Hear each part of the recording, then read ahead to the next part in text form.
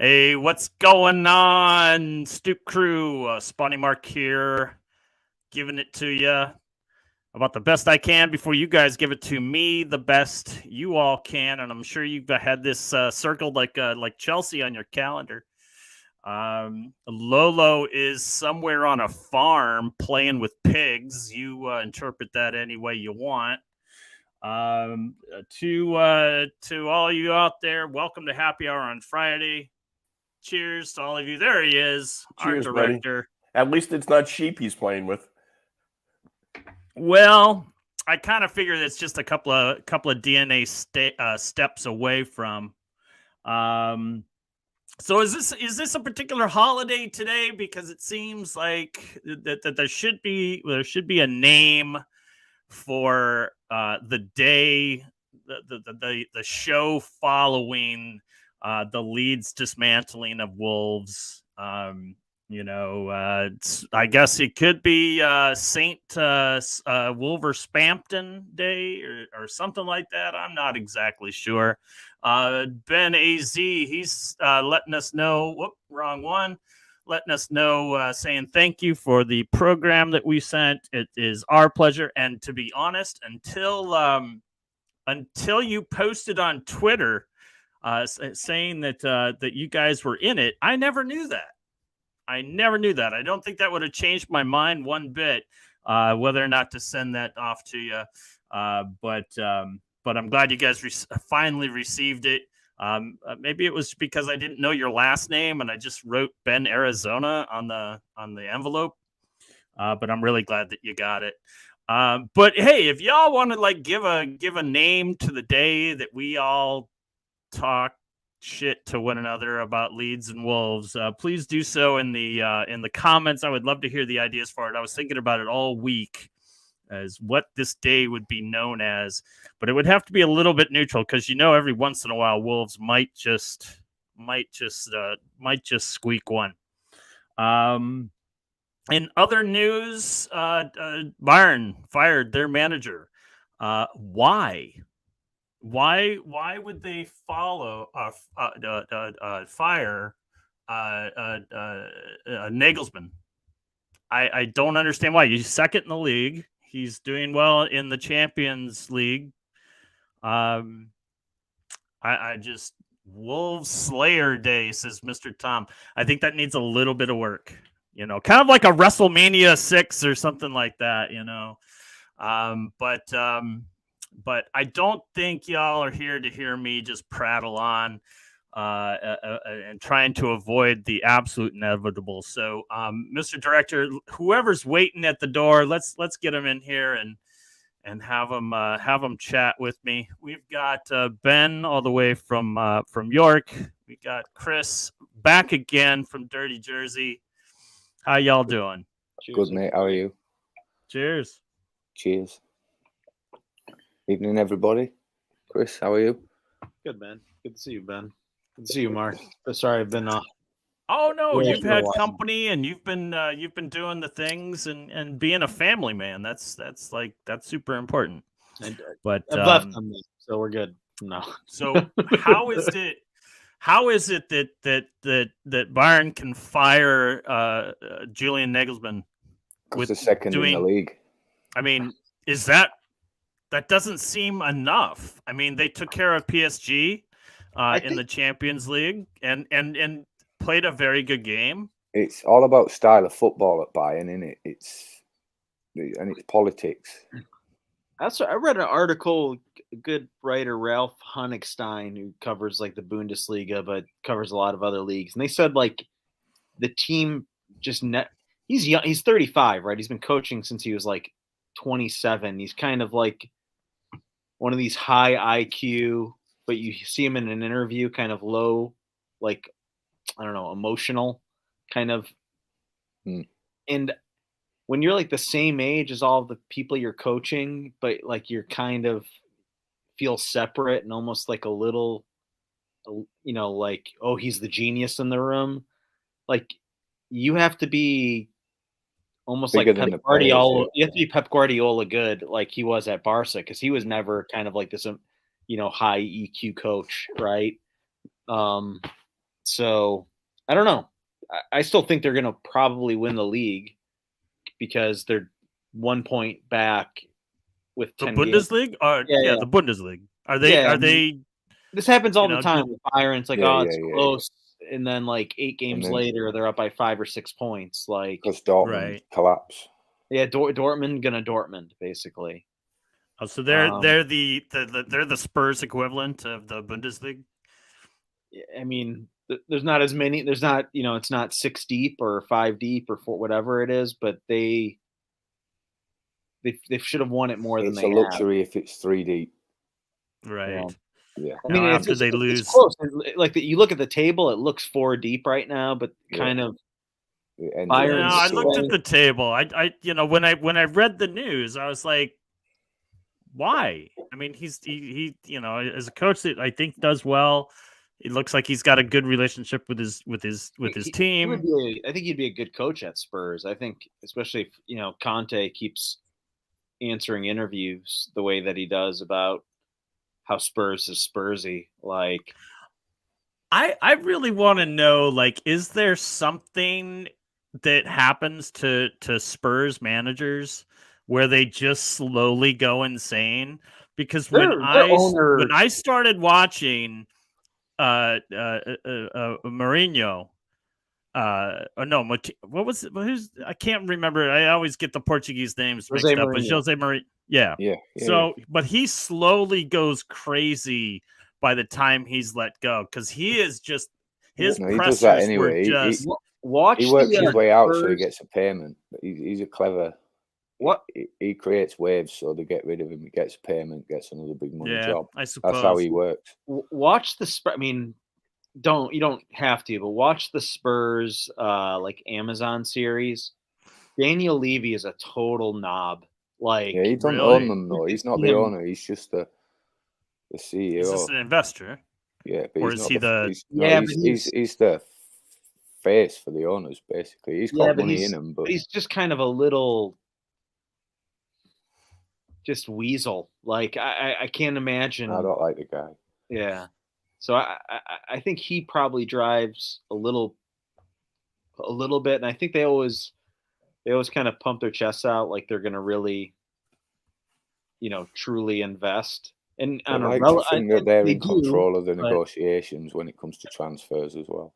Yeah. He likes to think he's shrewd, but then he bought Jack Clark for 15 million, so it's not that shrewd, is he? Is he at like Stoke or Sunderland now? Where is he? Sunderland, yeah. Yeah.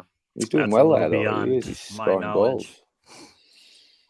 Well, he was kind of like a Leeds prodigy, right? Yeah, but in the chat, but he just broke through, played a handful of games, and don't get me wrong, there's some good potential in the lad. He's not a bad player, but a bit of politics with his dad and whatnot. He's seen the big bucks at Spurs, so it didn't work out. Should have just stayed grounded.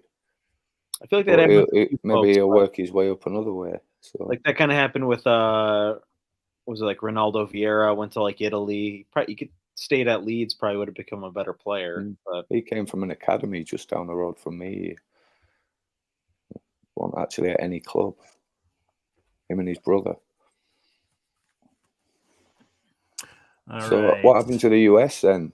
Japan. What happened to the US? I didn't watch. Did we? We got smoked by somebody? 3-0 to Japan. 3-0. Oh, I mean the baseball. No, the football. We also played Japan in the baseball classic or whatever, the World Baseball Classic. Yeah, you won made that it to the final, lost to them, and I want to say it was like 3-0 or something like that, or maybe it was 3-2. I have no idea. The friendly schedule really kind of screws me up. Because I'm following the Premier League news, I only hear about England and know that they played Italy. But as far as like, I assumed that the US was going to play, but I had no idea like if they were going to play or who they played. But they played Japan. Huh? What's that? The only thing I know about the US is, BxGunner mentioned it, is that Balogun. Is he for sure coming to the U.S., or I think that's kind of like the rumor now? He's got the dual citizenship, and with what other country? He's got 3 options, I think: Nigeria, England, and the U.S. I think he's born in New York. Right. I think the one that's born in New York City. I think he was angry to be skipped over for this particular set of friendlies, and so he might just say, "I'm going to the U.S. out of anger," because that's really England's not playing in a friendly; they're playing in a Europe qualifier. Yeah. I mean, it's kind of, if it were a friendly, maybe you would call him up, but qualifying, you're playing Italy, who won the last Euro. You gotta win that game. Mm. But who's England's second match against? I don't have a fucking clue. I don't care. I didn't know they played until I seen highlights on YouTube this morning. That's kind of like how I feel, you know. On I'm Sunday. just pissed off that. Well, in a way, I'm happy that this one's come around because I think Leeds could do with a week of learning tactics and whatnot. But other than that, I can't stand it when international break every month. It pisses me off. Where are you on the table right now? Are you like? We're 13th and 14th, a point. Wolves are a point above Leeds. Leeds have got a game in hand. Leeds have got a better goal difference. Palace and everyone down is kind of still in danger. Look, for sure. It's like 4 points. And the next one up is like 10 points clear of Palace, right? Yeah, we've got Arsenal away next. Like 8, 9, 10, and 11 are just kind of like, you're not going to do anything but finish 8th, 9th, or 10th. They're on the beach. Because it's another 10. It's another 10 or 12 above that. Like when you get to like Brentford or Fulham or maybe those are dangerous teams at that point, because they're just playing with like house money when you're clear of the relegation zone, but you're not competing for Europe either. Those aren't teams you want to play right now. Right. I want to welcome Tom to the broadcast. Let's have a kick. Glad you could make it, sir. Who do we have in the cup today? Is that Mr. Perfect? Unfortunately not. It's one of my. It's possibly the first wrestling figure I ever got. It's a WCW version of Lex Luger. Okay. It came in a wrestling ring that had a cage, and you could snap it into little holes that were around the apron. It's the wrong mug. No, it's the right mug. Mark, you'd appreciate this. Like Billy Corgan from Smashing Pumpkins has like his own wrestling league now.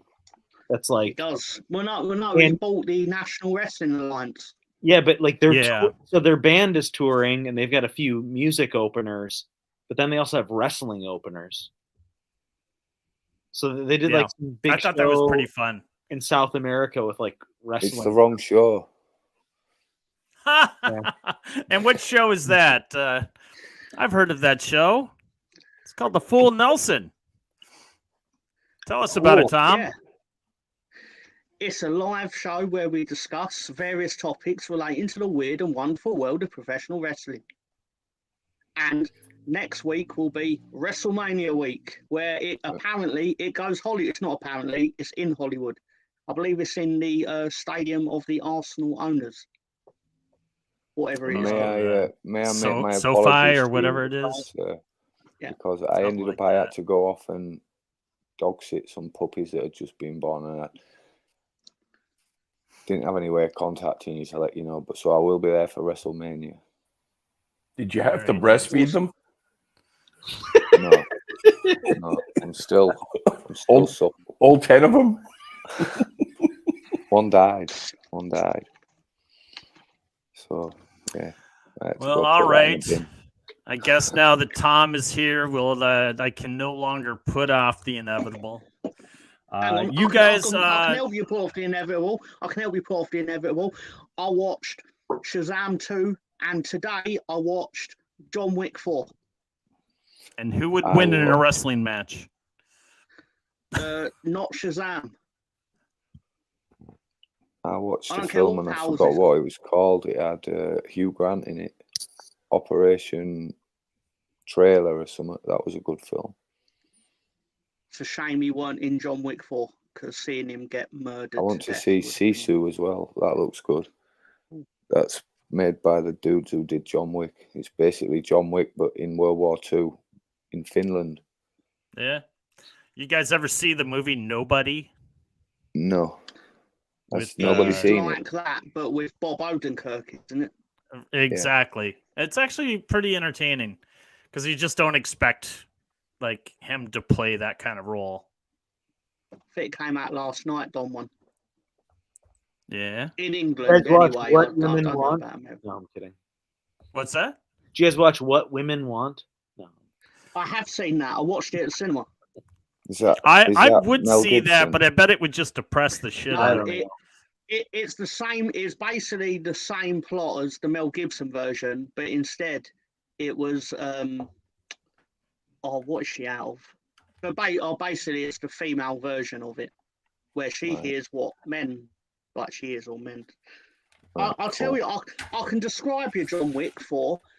Basically, he kills It's some John Wick people. 1, 2, and 3. Yeah, he kills some people, and he kills some more people, and then he kills a lot of people. So So it's basically it's the John other Wick, 3. isn't it? Yeah. Of Are they course. Yeah. baddies or Yeah. goodies?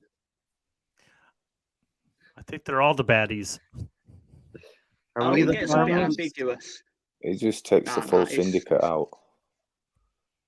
That's where it's leading to take the rest of the syndicate out. Is there going to be a fifth one? It's hard to say without spoiling it. Is his dog still alive? Do you think they'll catch up to Fast and the Furious? at There some is a point? dog in it. There is Is a dog in it. Yeah, Cool. I like that dog. Yeah. Well, that's a No, spoiler. but That there's seriously. a dog in it. Yeah, so a big spoiler. There's a dog in it. But is it John Wick's? So I did that in the style with Jeff Stelling. There's a dog in the movie, but whose dog is it? Paul Merson. Because, yeah, so. All right, so So I'm should waiting, we get to it guys. then? I Should am we waiting. get to the Bandy has drubbing? asked. There's a huge elephant in the room, and it is not starring in John Wick. Right. Come on, then, y'all Mark. have been waiting all week for this one. So Well, again, my if you guys can philosophy come on up with a this- name for the day, the show after that, the Wolves get their ass kicked by Leeds again. That's an old joke. We love it here. Last time It's I saw it's that, I think it was points on the History bounce. Channel. 9 points on the bounce, so it's inevitable to me, that fixture. So I've got a philosophy on how this should go. I think we should ask you on how you saw the match, moment by moment, and then we'll just rip you to shreds with it.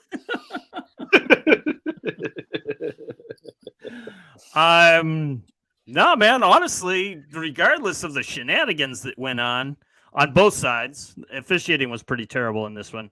But I thought he had a good no, day. we played like shit. You guys beat us fair and square. House Stark You know? was- House Stark 1 Leeds 3. That's getting close. That's getting close. I like that a little bit better. Thrashes with Wolves. Thrashing with Wolves. I If don't we know, could convince but Kevin Costner to Wolves come might on get the one show next. and talk Wolves about the might get match. one next time. You know. You have Nottingham Forest next. You guys both have Nottingham Forest soon, right? We have Nottingham Yeah. Forest next, and Leeds gets We've to got rethink out their of the domination in the relegation. world with Arsenal. We've got Palace. After we dispatch Arsenal, it'll be Leicester. Palace. We've got It'll be Palace, Leicester, Forest. Liverpool at home in on bounce. No, I'm on about out the bottom 9. We've got Palace, Forest, Leicester, West Ham away. West Ham, yeah. And then in between that, we've got Spurs, Arsenal, Liverpool, Man City, Tottenham. So You think we're at a point where we can call that like any one team you think is down no matter what, or do you think it's still? I think if you can get a couple of wins, you'll pull away from it. And then you want to get an Yeah, odd point here and there.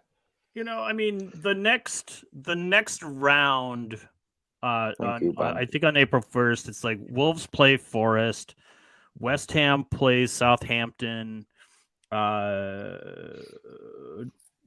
Crystal Where Palace Arsenal- plays Leicester. I mean, there's like next there's a week, lot of we're points definitely to going to be- see some teams possibly pull away unless they all implode and all draw, which would just frustrate the fuck out of Everyone me. draws for the rest of the year. You know, could you just see that? Like, you've got 4 matches, all people sitting in the bottom, and it's all draws, and it changes nothing. Are you You confident, know, or are you What is slightly that? worried? Are you confident, Me? or are you slightly worried?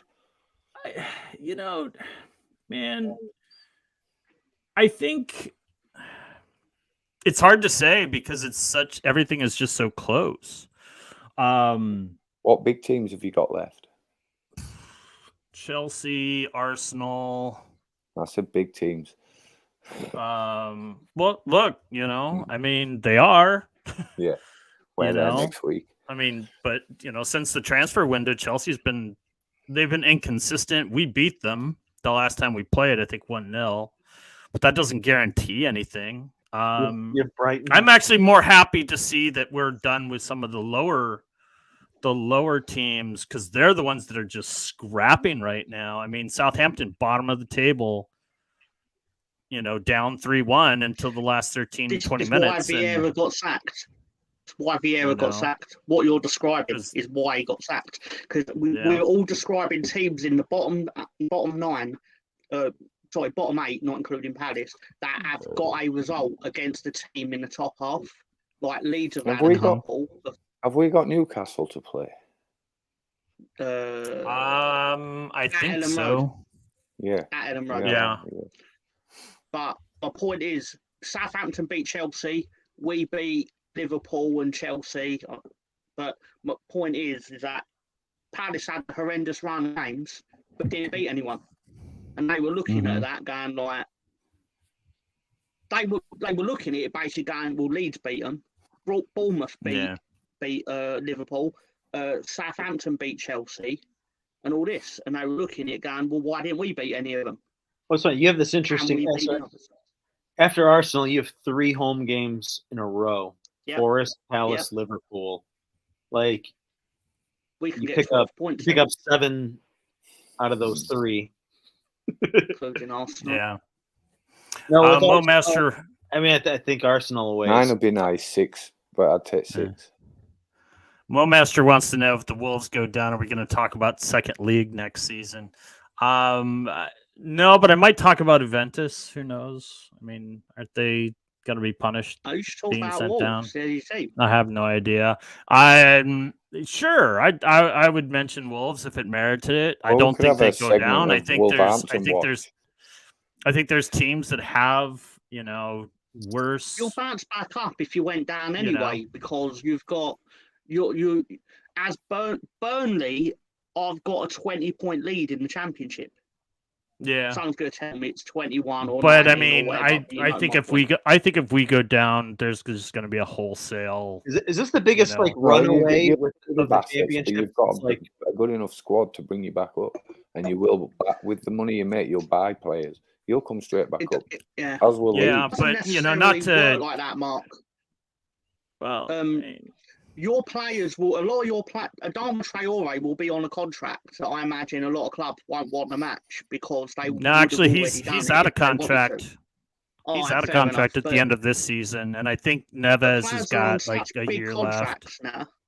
But you'll have decent championship players out on loan. Like Leeds have got players that are ripping it up in the championship on loan. So if Leeds go down, they will play for us. Sure, that's right. Yeah, I think that there are teams with tougher schedules that are that have bigger issues.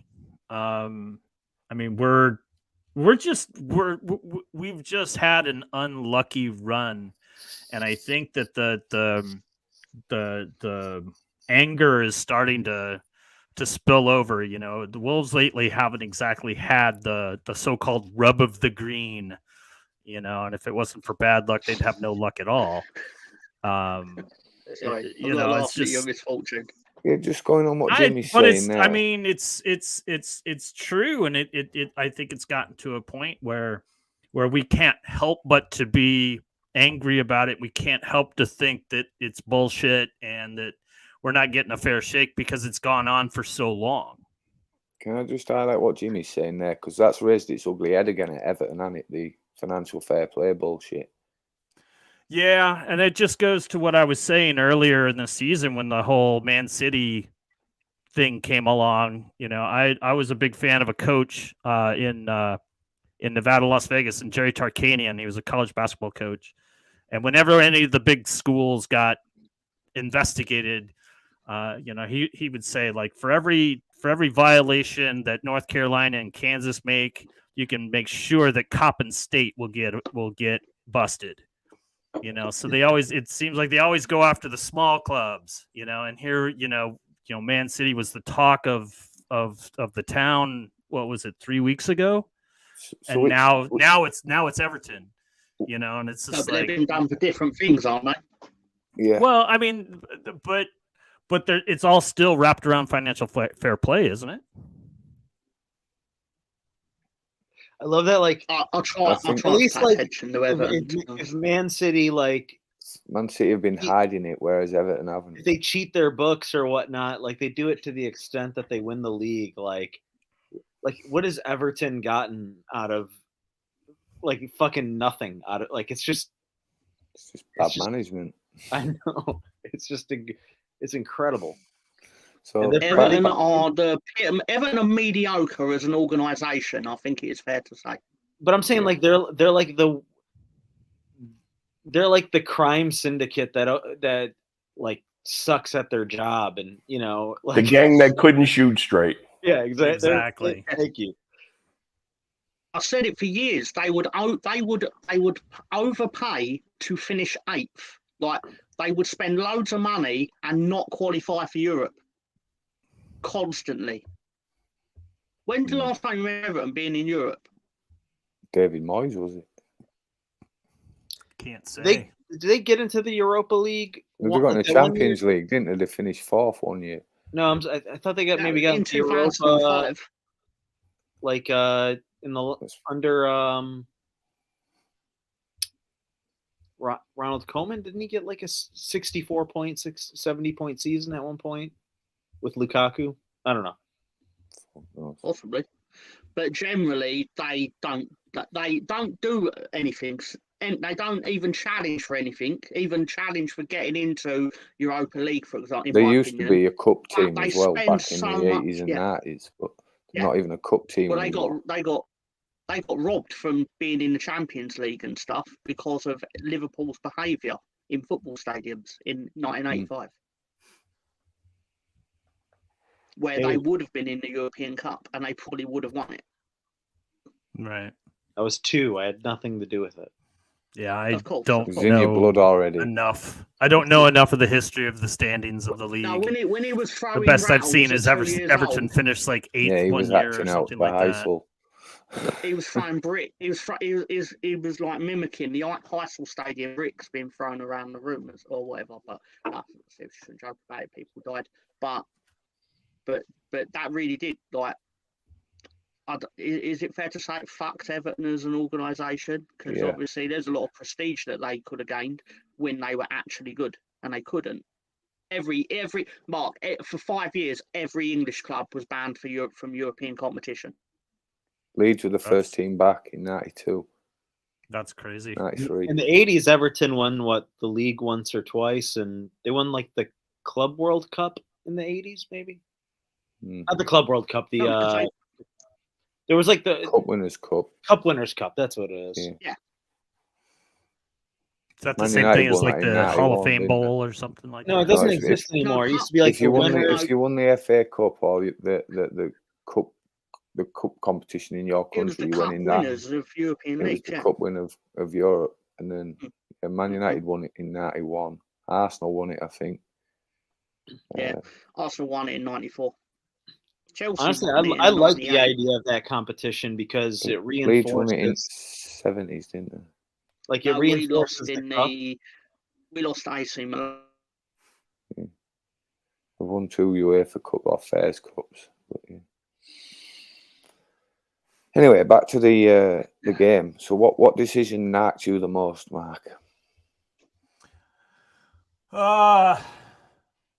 man. I think You- I think The opening whistle. I'm sorry, the opening whistle. Yeah, I love that guy. Oh, they're gone. This is for you, John. Let's be fair. It's going to be the one in the 9th minute and the one in the 90+ minute. Let's be fair. I mean, so Yeah, well, what are you asking? What are you asking again? Which moment pissed me off the Yeah. most? Yeah, the What's referee. going on, Lolo? We which- see you. You see us which up in decision- where the What pigs are decision was nervous. the most egregious? What was the most egregious decision in your opinion?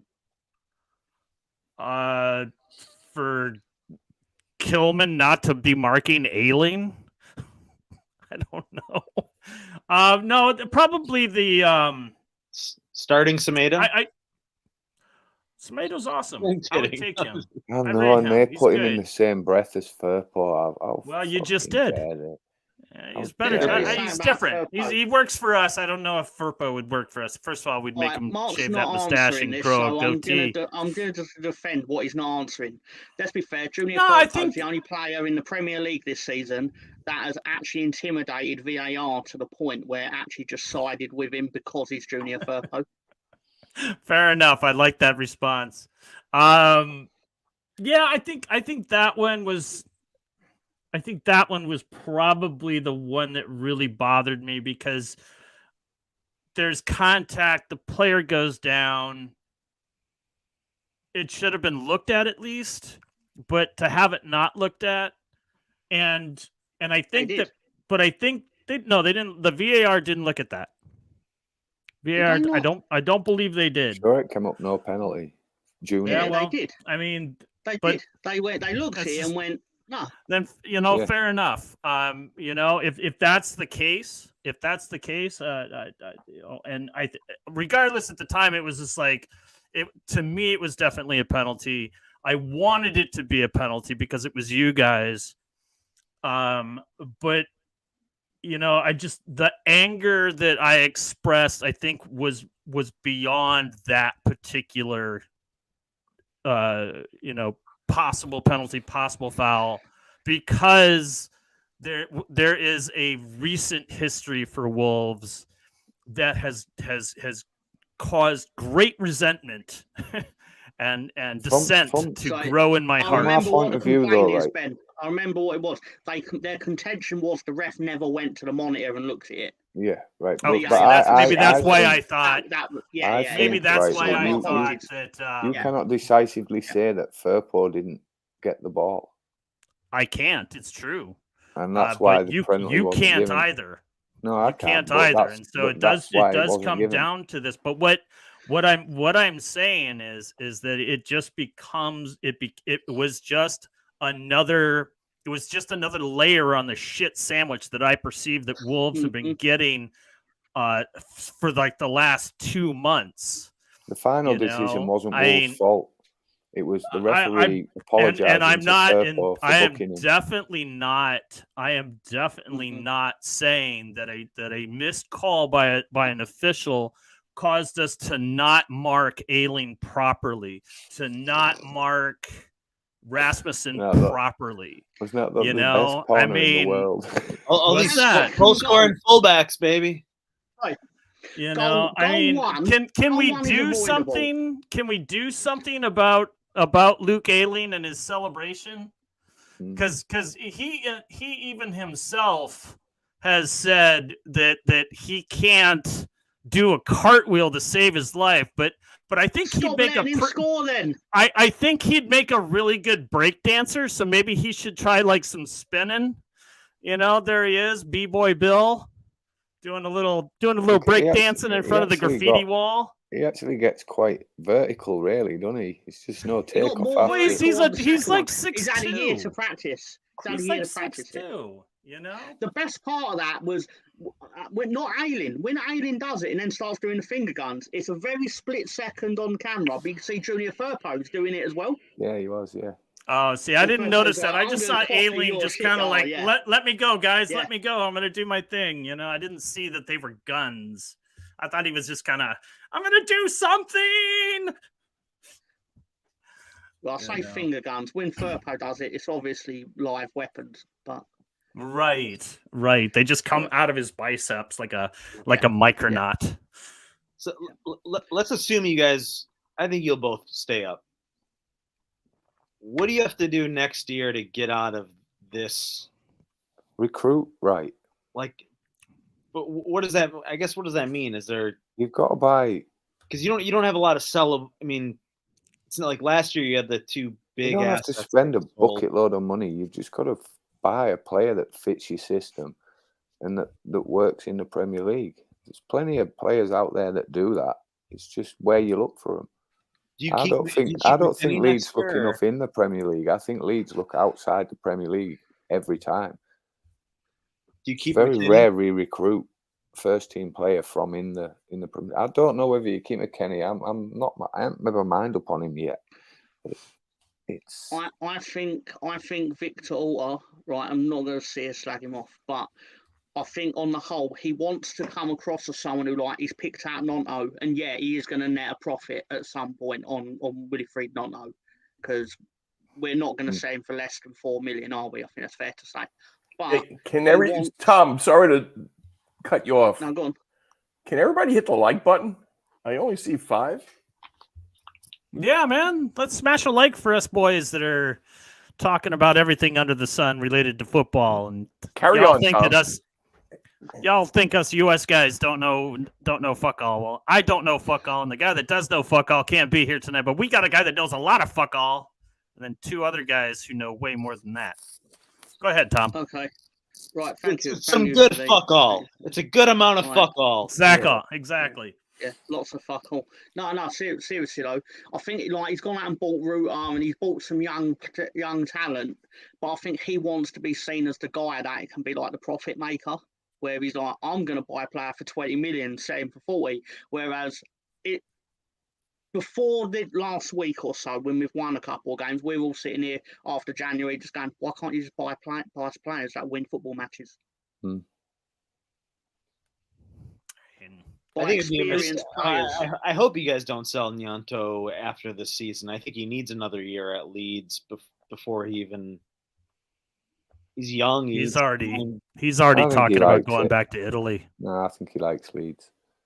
Yeah, I read something today that he was talking about. That he wants to go back to Italy. But there's been reports that Juventus want him and stuff. But maybe if you guys stop singing about his I've also heard that even if we go down, we are selling him. So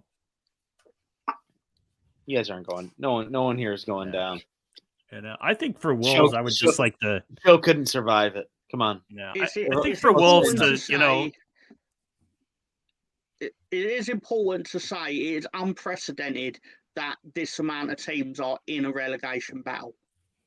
Mm-hmm. This is not an every year occurrence that 9 teams are battling the drop in April. Yeah, I think it's a reflection of just how much money was spent all the way down. Everyone spent money. January transfer window, Bournemouth spent 60-70 million. There's money, it's being spent, and figure out when it comes down the line, and I think that's win because that Outtara guy they got from Lorient gets the assist that put he gave Liverpool fits that game. Holy shit. Yeah. But it's every team. And I think that what we're seeing is we're seeing the teams that didn't spend, as aggressively as, say, the rest of the league. So, West Ham spent, but not that aggressively. And the people that they bought got hurt. Leicester bought no one. Wages, isn't it? West Ham pay high premium wages. And these teams are the ones that are starting to really drop, like a lead balloon. But yeah, I think for Wolves, stay healthy. I think we have players. It's just, we bought that kid, Macchiaro. I think his name is. I'm not sure because he's not played because he's been injured. We got that big tall dude, the guy that played like 24 minutes. He was the striker that we signed to replace Jimenez because of Jimenez's injury. And he lasted 24 minutes and Like tore his knee and something like that. But he was like a 6'5" dude, 6'7". He's like another Veghorst. Neto missed a significant portion of the season. Raul missed a significant portion of the season. And it just goes on and on and on. And I think that if we just had say again, Cunha from Atletico Madrid. Cunha's playing. He got a red card not too long ago. He did score against Leeds. Wicked deflection, though. I was going to say on a deflection, but a goal's a goal. A goal's a goal, exactly. At least I'm learning that a goal's a goal. You don't get two. You don't, as you discovered, you don't get 2 goals if you score from 40 yards. You still get 1. Mm-hmm. Although you did score from 40 yards. It was Johnny's best impression of good cop, bad cop. Who was the guy that scored in the Champions League?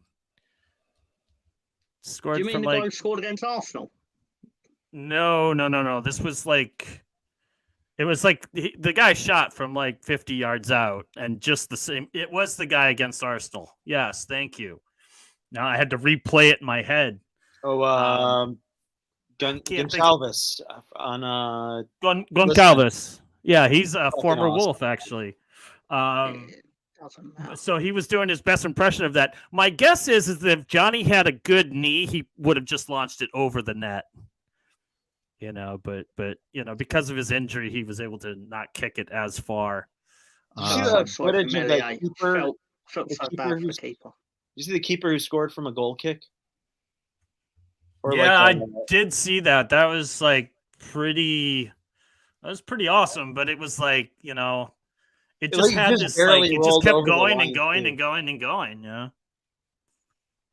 that's got to be. It was like 100-yard goal.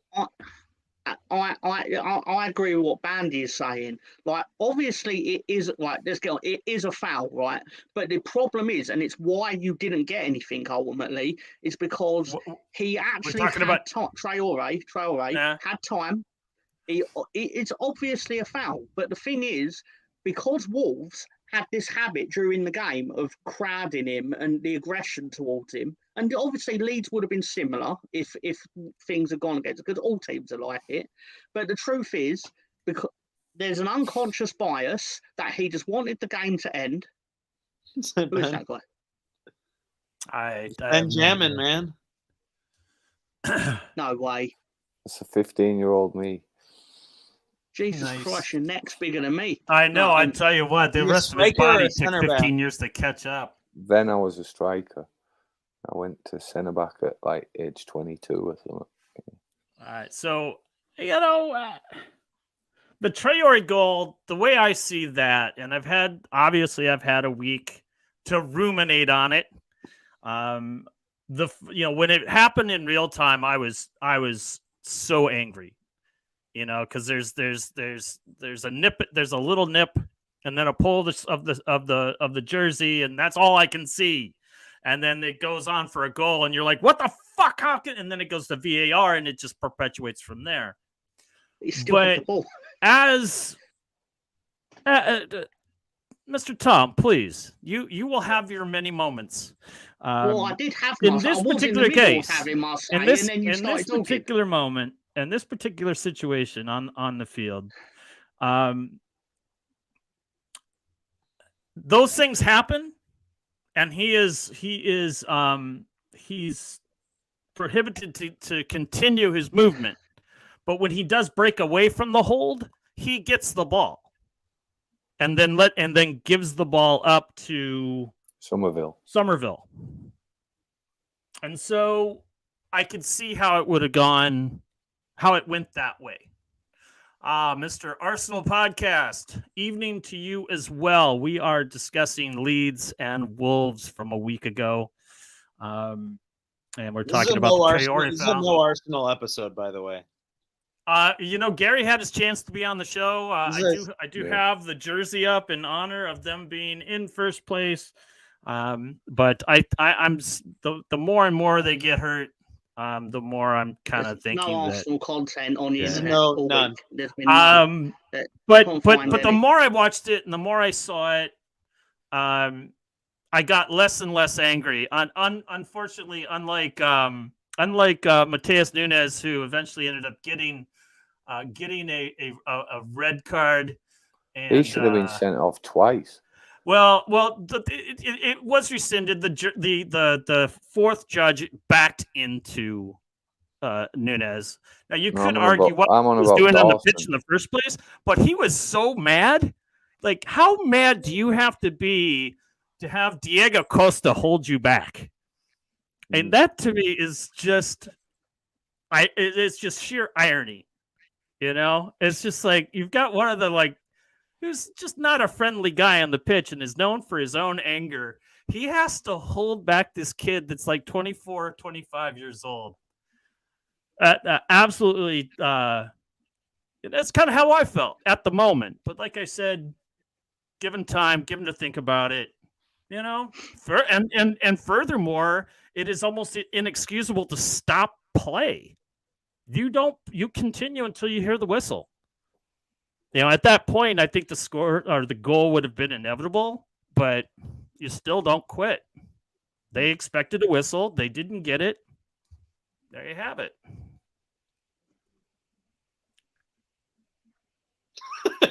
Mo Master. Is the Champions League segment coming up, or how long will this go on? This is the show, Mo Master. I hate to break it to you. And that was this week's Champions League segment.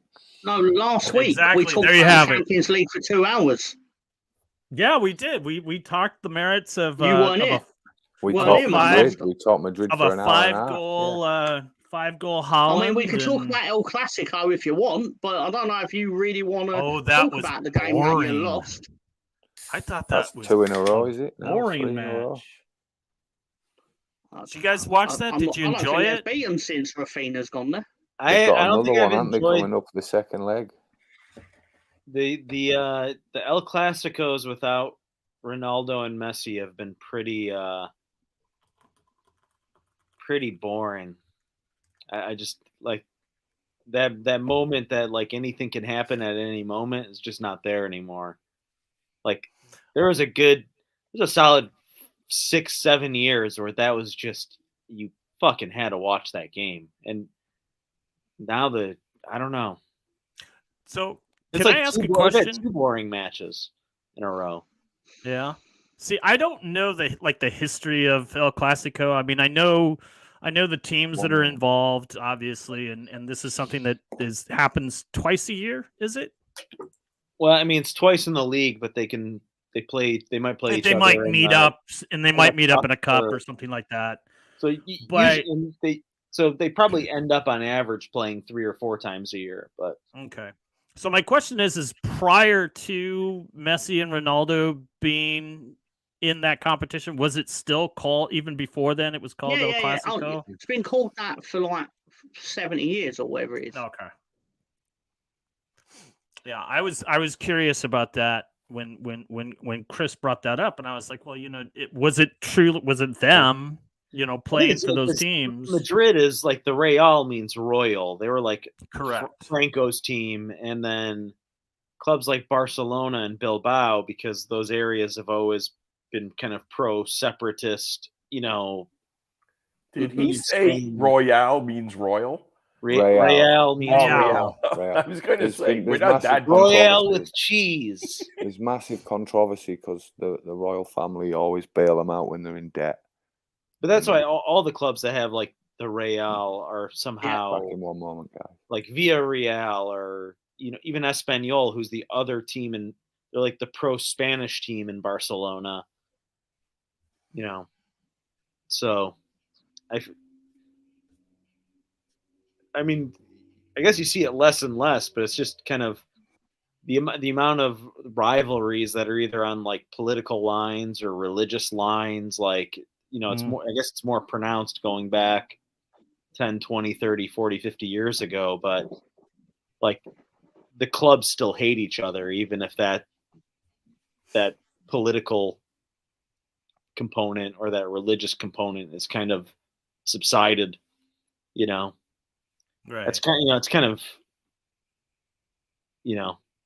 that's like the one, that's like the one thing that I still think makes this sport completely different than even like the biggest rivalries in US based sports, because they're just kind of just geographical. It's kind of like, oh, that's the town that's 200 miles away. That's our closest rival. Right. Or they'll just like through realignment screw with those sort of rivalries. Some people new to the NFL might not realize, but the Minnesota Vikings and the Tampa Bay Buccaneers were big rivals for a long time. Remember when they were in the same division? They were in the Central, it made no sense. But this was before there was the Central. No, it was the Central, right? Because it used to be East, Central, West, and now we're NFC North now. Right, exactly. But there was a time that a Florida team was it didn't make sense. A big rival against Minnesota. It didn't make any sense to me. But remember, Tampa was in the Central, but Arizona was in the East. Yeah. That was actually the first realignment. It didn't make any fucking sense at all. What do you think about it? But there's definitely a difference in rivalries. Now, I mean, like how many London derbies are there that people look forward to? And these are like, it would be like Carroll Gardens against Park Slope. It's fucking almost that close. We'd kick your ass. Nah, I don't think so. We got all the Italians over here. You can't deny me that. You're right. We got all the Italian we need with John. We have the I don't know what the hell we have. You got the nannies. Yeah. You got the little stoopers. There's a lot of strollers in Park Slope. Exactly. So that Gardens as well, though. What's that? Isn't it like that? There are more children in this neighborhood than pigeons. I mean, come on. And the pigeons are more well behaved. And the pigeons are more well behaved. Yeah, I gotta, just before we started, there was like 4 kids walking down the street just breaking bottles on the sidewalk, and I was like, "Oh, cool! It's 1960 again." So I'll go out there tomorrow morning and sweep it up so the old folks don't step on or any of the pets, they're walking their dogs. Anyway, that was our European soccer moment, talking about El Clasico to make Mo Master happy. I hope you're happy. So tell me how glad good I could contribute. Talk about Benzema. The way it looked like he injured himself when he scored that goal. I thought he'd be done for the season or something like that. He's rioting in Paris. Yeah.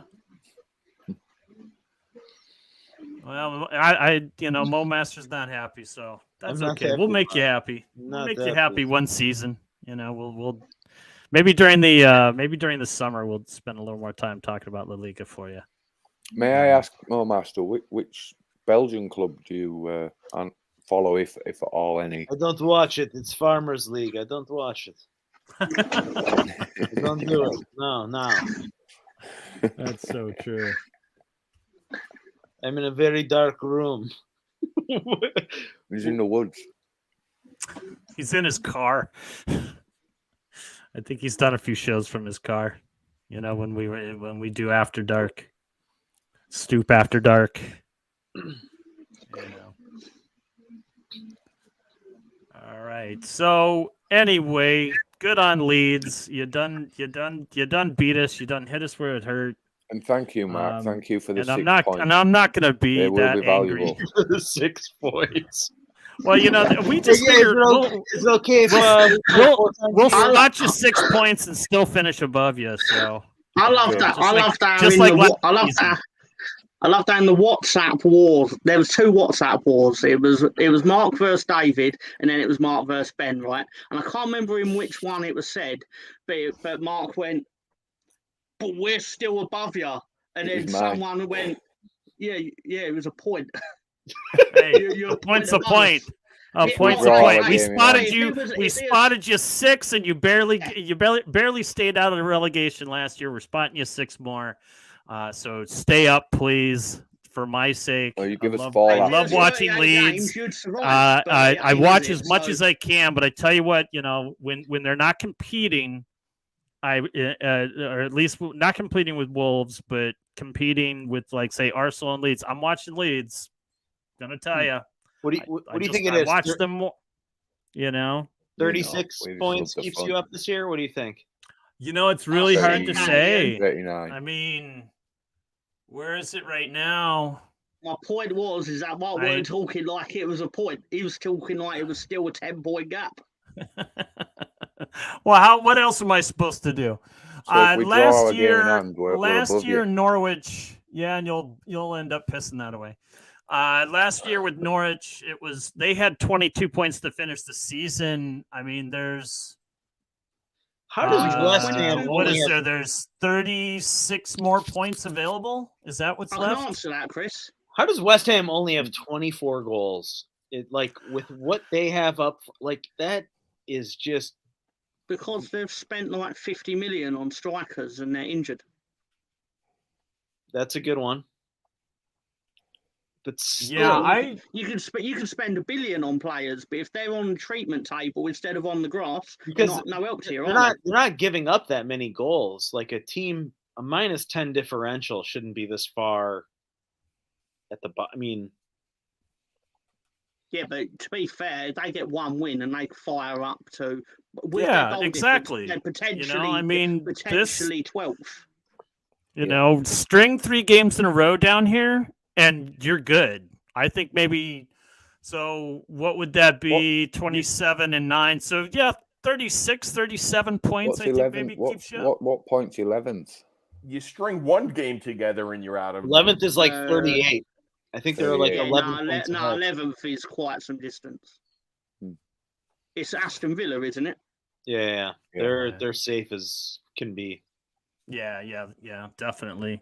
I mean, the team that I just don't understand how they've been holding on to 12 for so long is Crystal Palace. I mean, they haven't won all year. They all calendar year. They have scored like 7 goals or something silly like that. They just and then they fire their manager, and it just shows. Their effort against Arsenal was pathetic. Anyone from 18 just based on their ability. Leeds and Leicester need to just on their ability to score goals. Should probably create some separation, like that 38 and that 35. That's Leicester has scored fuck all since the World Cup. Yeah, no, but it's really frustrating when we sit here some weeks and we haven't scored for 2 or 3 games, and we sit here going, why can't we score goals? And then you look at it, and I'm like, but we've got so much more than everyone else apart from Leicester. Obviously, I'm not blind. Leicester have scored more, but I sit there and just think, how must fans of those 8 teams, the other teams other than Leeds and Leicester, feel about their goal scoring? Yeah, it's just like we go 2 or 3 goals. We're like, where are they coming from? Right. At least we're averaging more than a goal a game. You guys aren't even anywhere near that. The rest of them.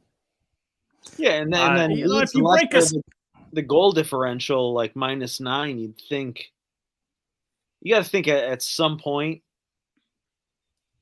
I got to think Leeds and Leicester are going to be like 12 and 13. But Leicester's been such shit. But look, I think in this race that's a point. The goal difference this season. Yeah, that's a good point. That's a very. It's going to be a big deal. Someone's going to suffer because of it. Right. Yeah, I agree. That But I would like to point out, because somebody mentioned it, saying that the Wolves can't score. You know, They can't. and they couldn't at the beginning of the year. They certainly couldn't at the beginning of the year. But since Boxing Day, the Wolves have scored 14 goals. That's how bad their offense was earlier on. Yeah. Lopetegui has actually increased No, it. he's a good coach, You know, man. it's crazy Well, to on think average, that you when- could actually improve when you're already so bad. On you average, know, when but yeah, Leeds we've- score a we've- goal, we concede 2. We do. All right, so we have reached that time in the show that we will No, get to no one race wants to to look the at top that. here in a bit, but my bladder is starting to get a little full, and so I think we'll do this little bio break and give you guys a little taste of it in the crapper. If you guys are all What's ready. going on, football fans? Spawny Mark here, and I am in the crapper, talking about that mighty tense relegation battle, which has been branded as the greatest battle that the Premier League has ever seen. In fact, it's better than that 2-horse race at the top of the table with Arsenal and Man City. Last week we talked about relegation, and we talked about teams Southampton, Bournemouth, and Everton. We're in the crapper, but in a season where it's super tight. At this point, we have no less than nearly half the table, 9 teams that are within 4 points of last place. So this week, looking at the table, we've got Southampton. How can they be the worst team in the league? I don't understand it, because guess what?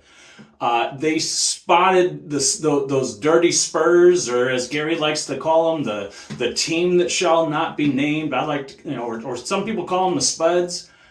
They had a 3-1 lead on the worst team in the league and ended up drawing. It is so, as we have done before, we are making Tottenham one of the worst teams of the week. But Southampton is still trying to find their way out of that cellar, but it's just not quite getting there. But a team that really should be in this spot, I believe, some of the worst form right now, we have Leicester. Leicester they can't score. They can't defend, although they did a pretty good job against Brentford, getting a point there in a 1-1 result. In fact, Leicester has not scored more than 1 goal since like early February, where they hung 4 on those Spurs. You notice a theme going on here? I don't know, man. No wonder why Conte is going crazy. Something's got to be in the water around that stadium, because we've seen a few managers kind of melt down. In at 19, we've got Bournemouth, a team that I just keep expecting to rise up, like the Phoenix from the ashes. But I was singing their praises for a couple of weeks there. But they went to Aston Villa, and they got beat up pretty bad, 3-0. Where I think they only had like a total of 10 shots. That's not going to get it done in any match. But who knows, But a team I really think should be in this position is the Nottingham Forest. They really let one slip away against Newcastle. They score first, they score early. All they got to do is hold on, and they give up both their goals in stoppage time. One at the half, a lovely little shin kick from Isak, and then a penalty to kill it. They were so close to just 1 point, let alone 3. They were so close, and then I don't know who it was, but somebody decided that he was playing volleyball instead of football. You just can't play like that, and Forest's form continues to be absolutely awful. In the final spot of relegation is West Ham, and they are here by virtue of not playing in like 2 weeks. I think their last match was March 12th. So if you don't play, you can't get points, and you end up in that final spot But the team that truly should be in that final spot, I believe, we talked about them last week, and they played atrociously against Arsenal. Crystal Palace, definitely one of the worst formed teams, and have been for quite some time, despite the fact that they're 12th place still. Absolutely anemic offensively and defensively.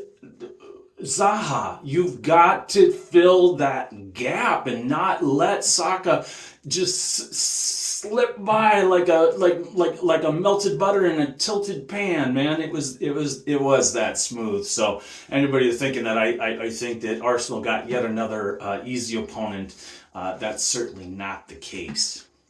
So that is how things are currently in the relegation battle. But we are going to take a week off. But the relegation battle is going to heat up once we get started. Once we get started, I believe it's like April Fool's Day, and it will be a fool's folly there. Southampton plays West Ham, and Leicester plays Crystal Palace. So I don't know which match I'm going to call the El Crapico. In fact, I'm going to give my vote to Leicester and Crystal Palace. That is going to be that week's El Crapico.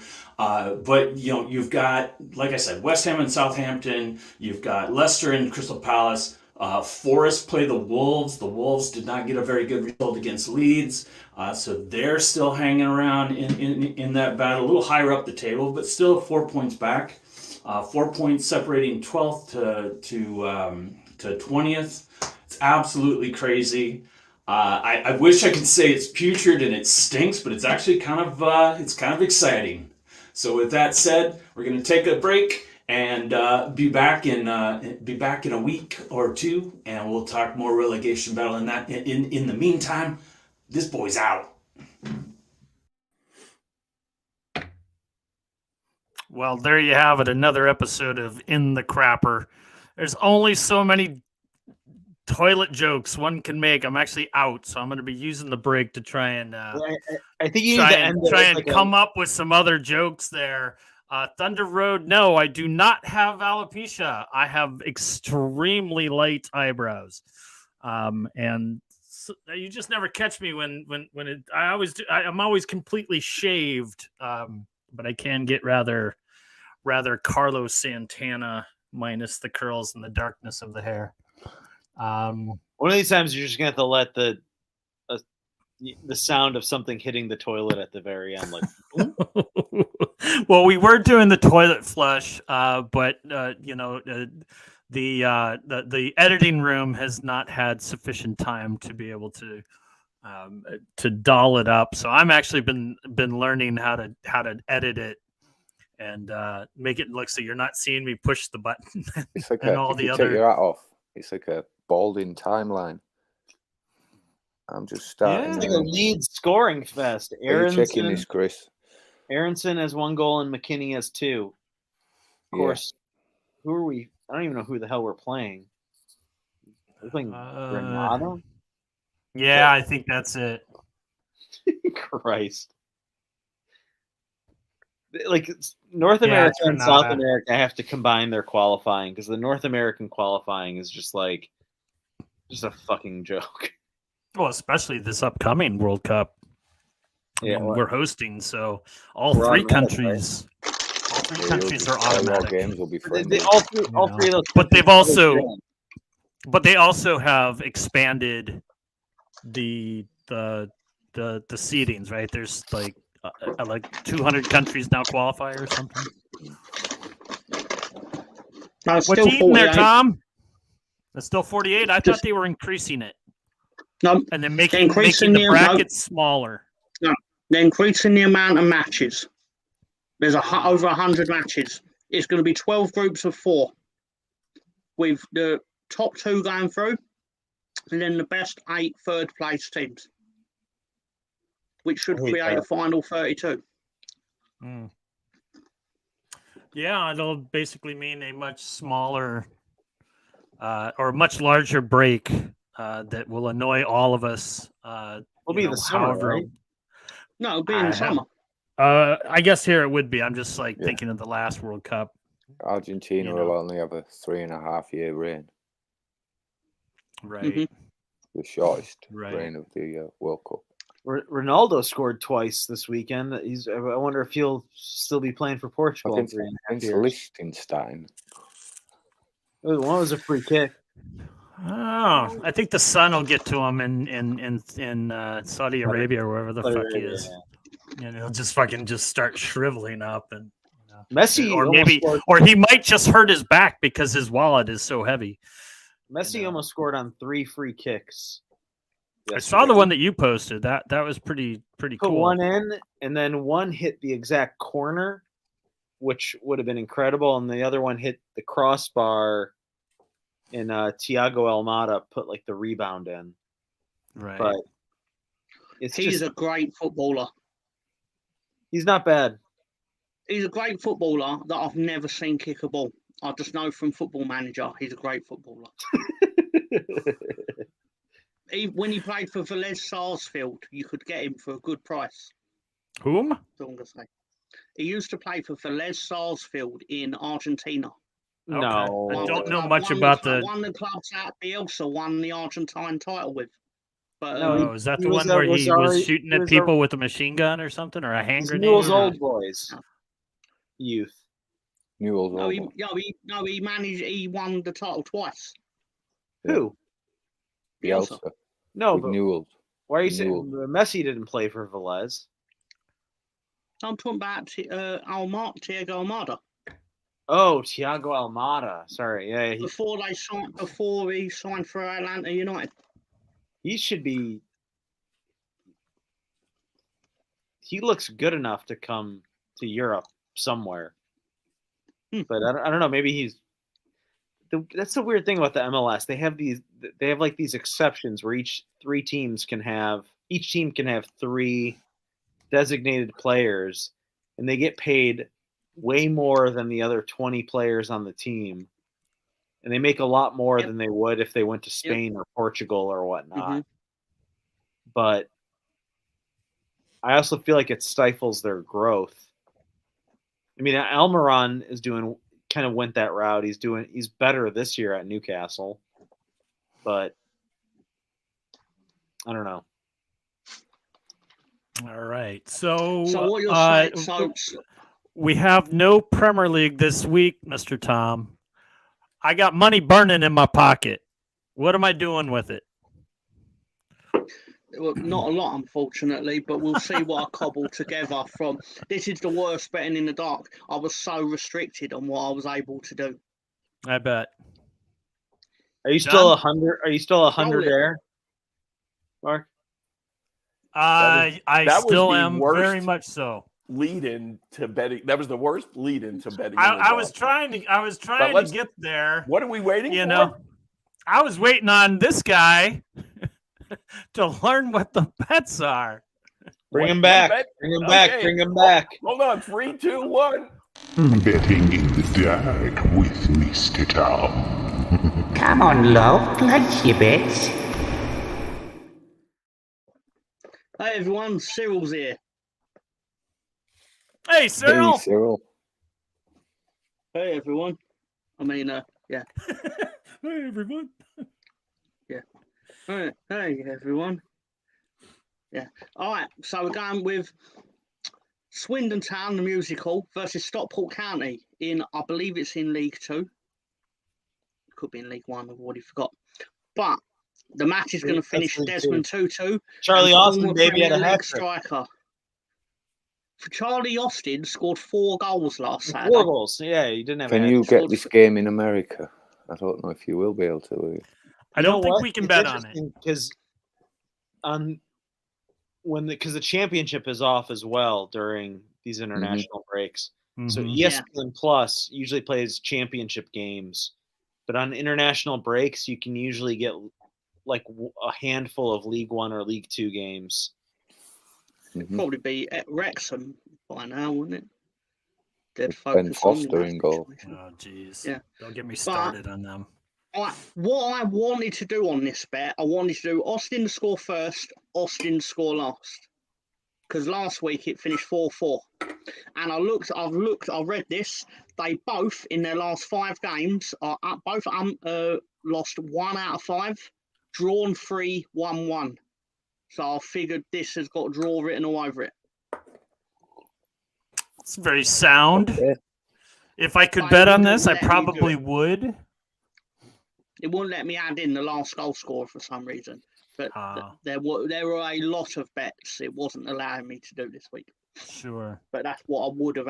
That's what my intention of suggesting was. And similar on the next one, I love the playbill. Yeah, basically what I wanted to do for this one was I wanted to do Wrexham to win 2-0 and Paul Mullin to score first and last as well. Or possibly Paul Mullin first, Ollie Palmer second. But I like that. no goal scorer betting This is my in the hometown, National League. so No goal scorer I betting can't in believe National League. you haven't let my hometown score. But they'll be playing. I think he's Ben just Foster. going for the big odds. Big odds, yeah, make £5 for £1. The So big odds. they've started this separate Clayton not Donaldson on the up table, front. right? 3-point gap and a game in hand, but they play Notts County in the next few weeks.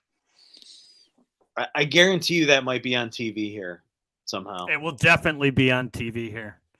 There's just Notts there's County too much have a there's too much player- American money involved with Wrexham, you know, and it's Notts just County I'm have a just and player waiting who's this- for like 40 another goals. celebrity is going to buy a team this far down the table. Like it's just inevitable. Oh yeah, no, we'll see, you know, rap stars buying. I might go watch football this and then teams streak, and you I'll be on know, telly in America.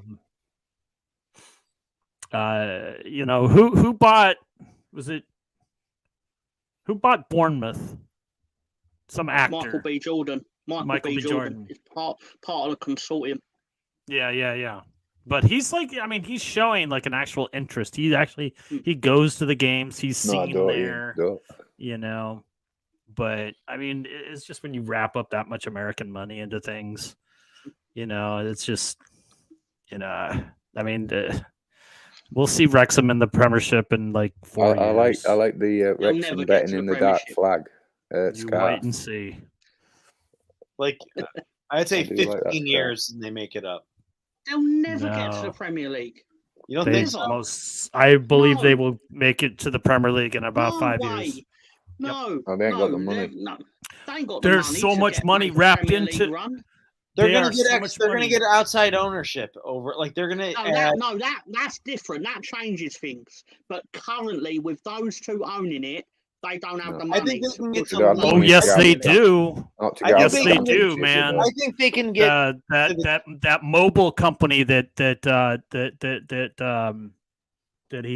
Ryan has. I think they can get to League One with the current ownership, Yes, that's what I feel. and then they will look for more money. I mean, because even like Yeovil Town got to the championship one year. Like that's a shit club, right? And then Look, finish it's bottom. all right getting there. It's getting out of it. I know, but That's I'm where saying you need the like, money. maybe they could even get to the championship and then get If relegated you throw first money at it year. in the championship, you've got 3 years, and then you're fucked. If you don't make it in them 3 years at throwing Yes. money at it, you're fucked. I mean, they have a League One roster right now, basically. With No, they mul- potentially have a League One roster. I'm saying They've like got a couple of players that did well in League Two.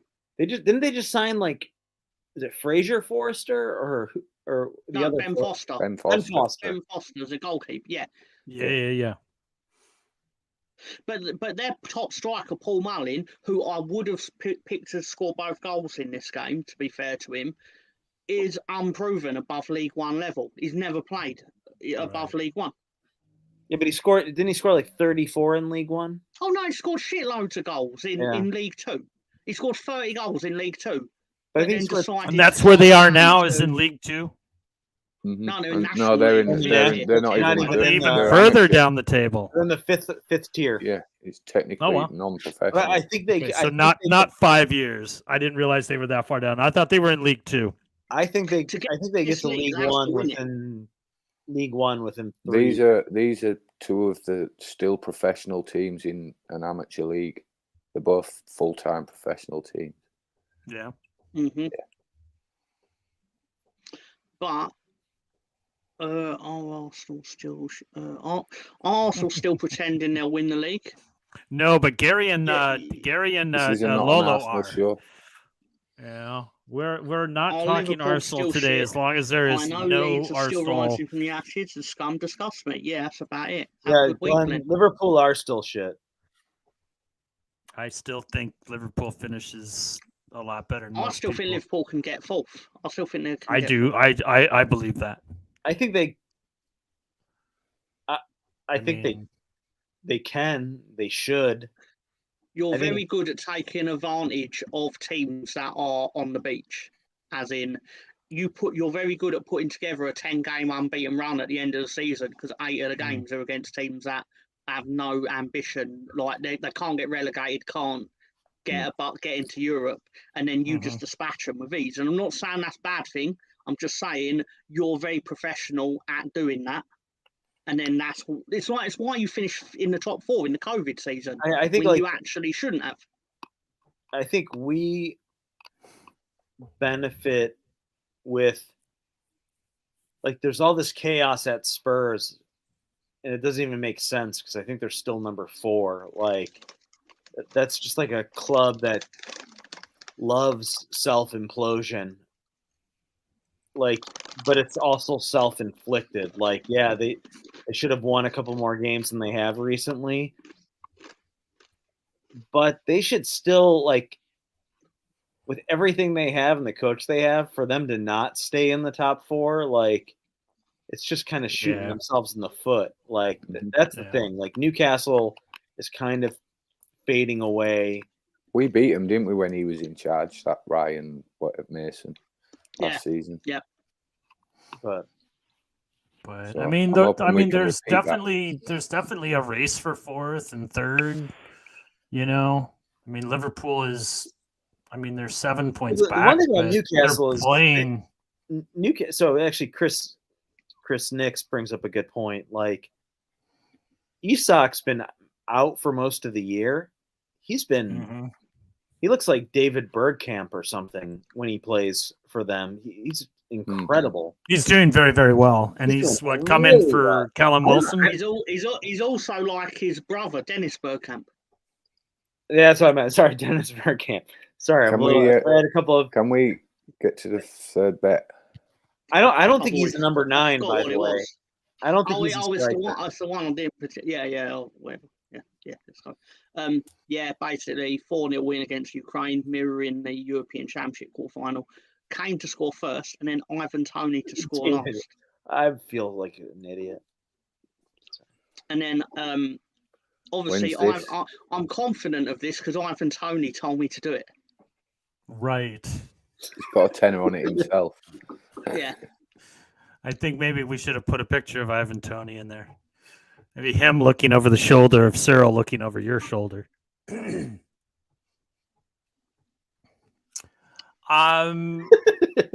not? Why not? It's a punt, isn't it, for 80 quid?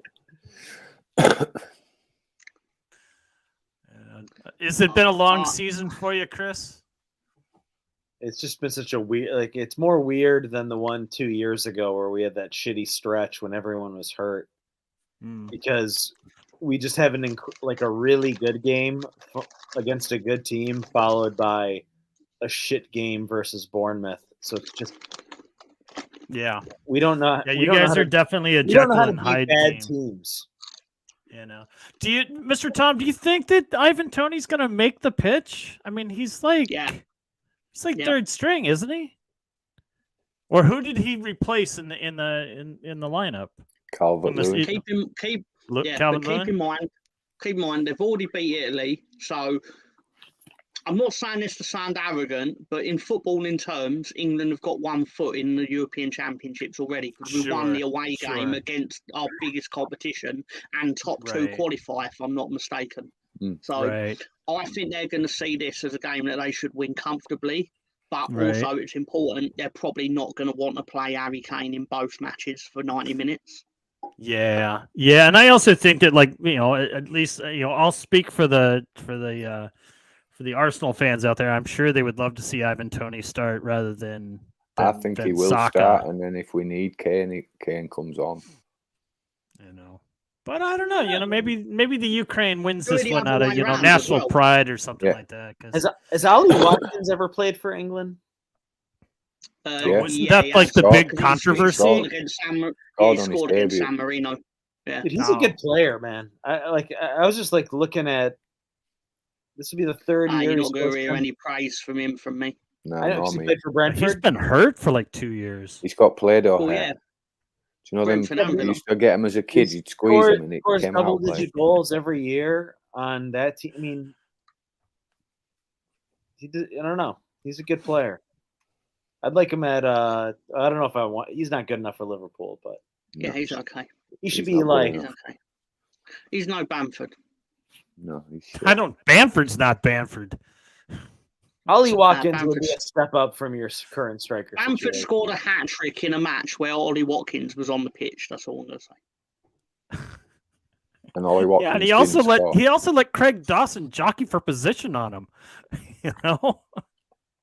I mean, I was How do like, you guys of feel all about players, to tussle with Patrick That Bamford was with that a was 4-inch height differential. that was you the know? second time he should have sent him off. Oh yeah. How's yeah. Ruder it been- was- how's how in the Ruder hell been does for you that guys? happen? You know. How's Ruder been for you guys? Not really had a Not chance, great. to be honest. Yeah, he has Needs a run of games for me, but he's not going to get them. I think the To me, that's problem like with Ruter. a misguided purchase because I think he's probably could be a good player and has got I potential. think he's bought for the future. But I I don't. referred to this earlier, Chris. I was saying he's gone and bought him when he should have spent 30 million on someone with Premier League experience now, in the situation we were in when we bought him. He's the guy you buy next season when you're safely up. Yes, but with relegation battle, and we're buying this young lad who scored about 4 goals in Germany. They're like 4 pretty goals though. Like I'm sure they're amazing. I His- haven't seen them, his- but he's like the Matt Letizia, but with only 4 goals. He, I get the apparently, feeling. he's one of the very rare breed of footballers where he's equally as good with both feet. I find his hold-up plays quite good. Like I'm confident in him when he's actually in possession, but every time we put him through on goal and he has a first-time shot, it goes wide. He's think one of he these panics. players. Once he scores his first goal for Leeds, he'll be up and running. Other than the header. Yeah. Hmm. But he's missed some shocking chances. Yeah. Yeah. Look, But the there's one that potential springs to in mind him. There's at potential in him. Stanley I was kind of criminal. throw him in the camp of who's the Portuguese striker you guys bought like 2 years ago, Mark. Who's doing really well in Europe on loan? Silver. Fabio Silva. Like that was not the best use of 40 million pounds at that time for what you needed. True, Yeah. but he was also going to come in behind Raul, who had Oh, a that's 20-plus goal season Yeah. the year before, and 7 games in, he gets injured, and he's like maybe even career-ending. And so Fabio Silva, at age 19, 18 years old, was thrown on as a starter out of necessity. And he I think there was a lot of pressure put on him. You know, Can I he's just give a happy shout out he's to the happy best in crisps on the Belgium planet? or wherever he is. He's super happy there. He wants to stay. Yes. And Walker's cheese and they're onion. They're the best chips on the planet. They truly are. They Wait, truly you are. come There's- chip? Yeah, for you guys. It's a crisp. It's a little bit Crisps. I said crisps first Ben, time. and then Ben's been faking his accent this whole fucking time. He's from Fort got my Lauderdale. national- I've got my national He's, flag behind he's me. from Des Moines. He's from fucking Des Moines. Does Des Moines have a football club? We don't know. I'm You got from any Crane- French fries? I'm from Crenshaw. Oh yeah, you are. Should've said You're tall and Compton. all, but that is not a place you would Crenshaw be is from. Compton. You know, No, no. Ice Cube. Maybe now, but when I was living in Southern California, 16, not David 15 years Beckham old, moment. you did not go there. You did not go there. And unfortunately, the bus that went to the beach went through, those areas. Yeah. And, you just prayed that you were going to make it to where you needed to go. A few areas like that in London, isn't there, Tom? Oh, I'm sure there is. I mean, there's places like that everywhere, I zoned out for a second. What are we talking about?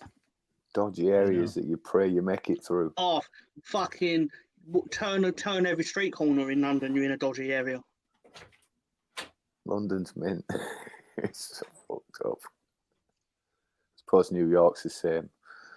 Yeah, this Notts County, your I national feel like league, New York's they've got not a as player. bad as like LA and San Fran.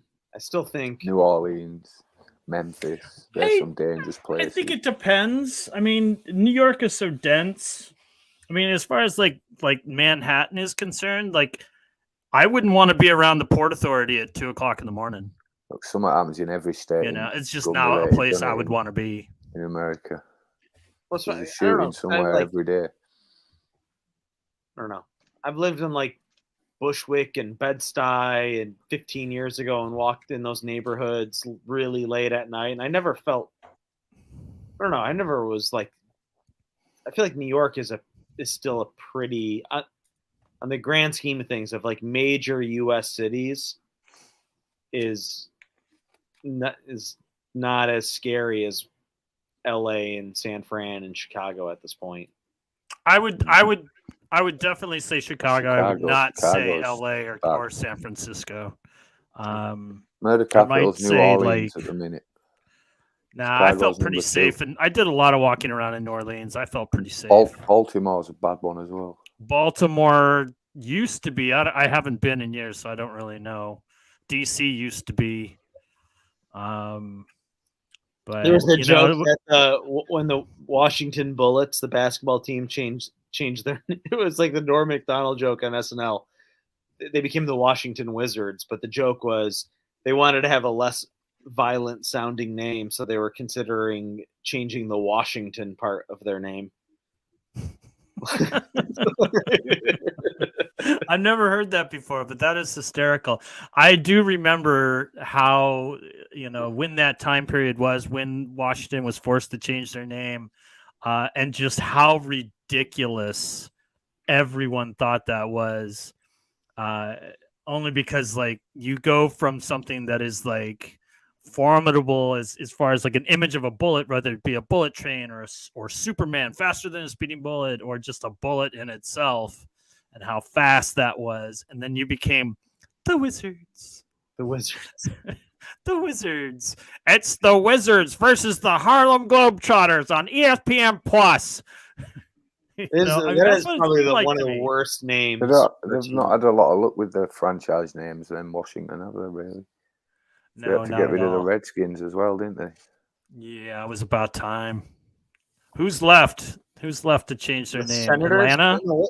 What's the baseball team? Nationals, not the Senators. The Nationals. It used to be the Senators. The Senators ago. became the Twins. This is our Major League Baseball portion. What are the Redskins? The Commodores now? Capitals. No, they're the Commodores. Yeah. And then Cleveland. They've got the Guardians. Cleveland became the Guardians. Yeah, that's the worst name. Are they not the Cleveland Browns anymore? Have they changed no, the Indians. The Indians. They used to be the Indians. I hate the Cleveland Browns orange and brown outfit. It's awful. It looks like good on like a muddy field though. Like in the right. Yeah. No one plays as well. Those games. It only looks good with Jim Brown. Well, that was all in black and white. Yeah. Are there any pitches in England that get muddy? Because like you see like all the old school, and because everything was grass. And, but if you look at them close up, they are. They get a little skid mark here and there. But you go to championship level, it's because they're all the like 30% synthetic in the Premier League. So it's when you get down to the championship and that, and they're muddy up proper. But it's usually the goal areas in it that go first, and the sideline where the linesman's been running.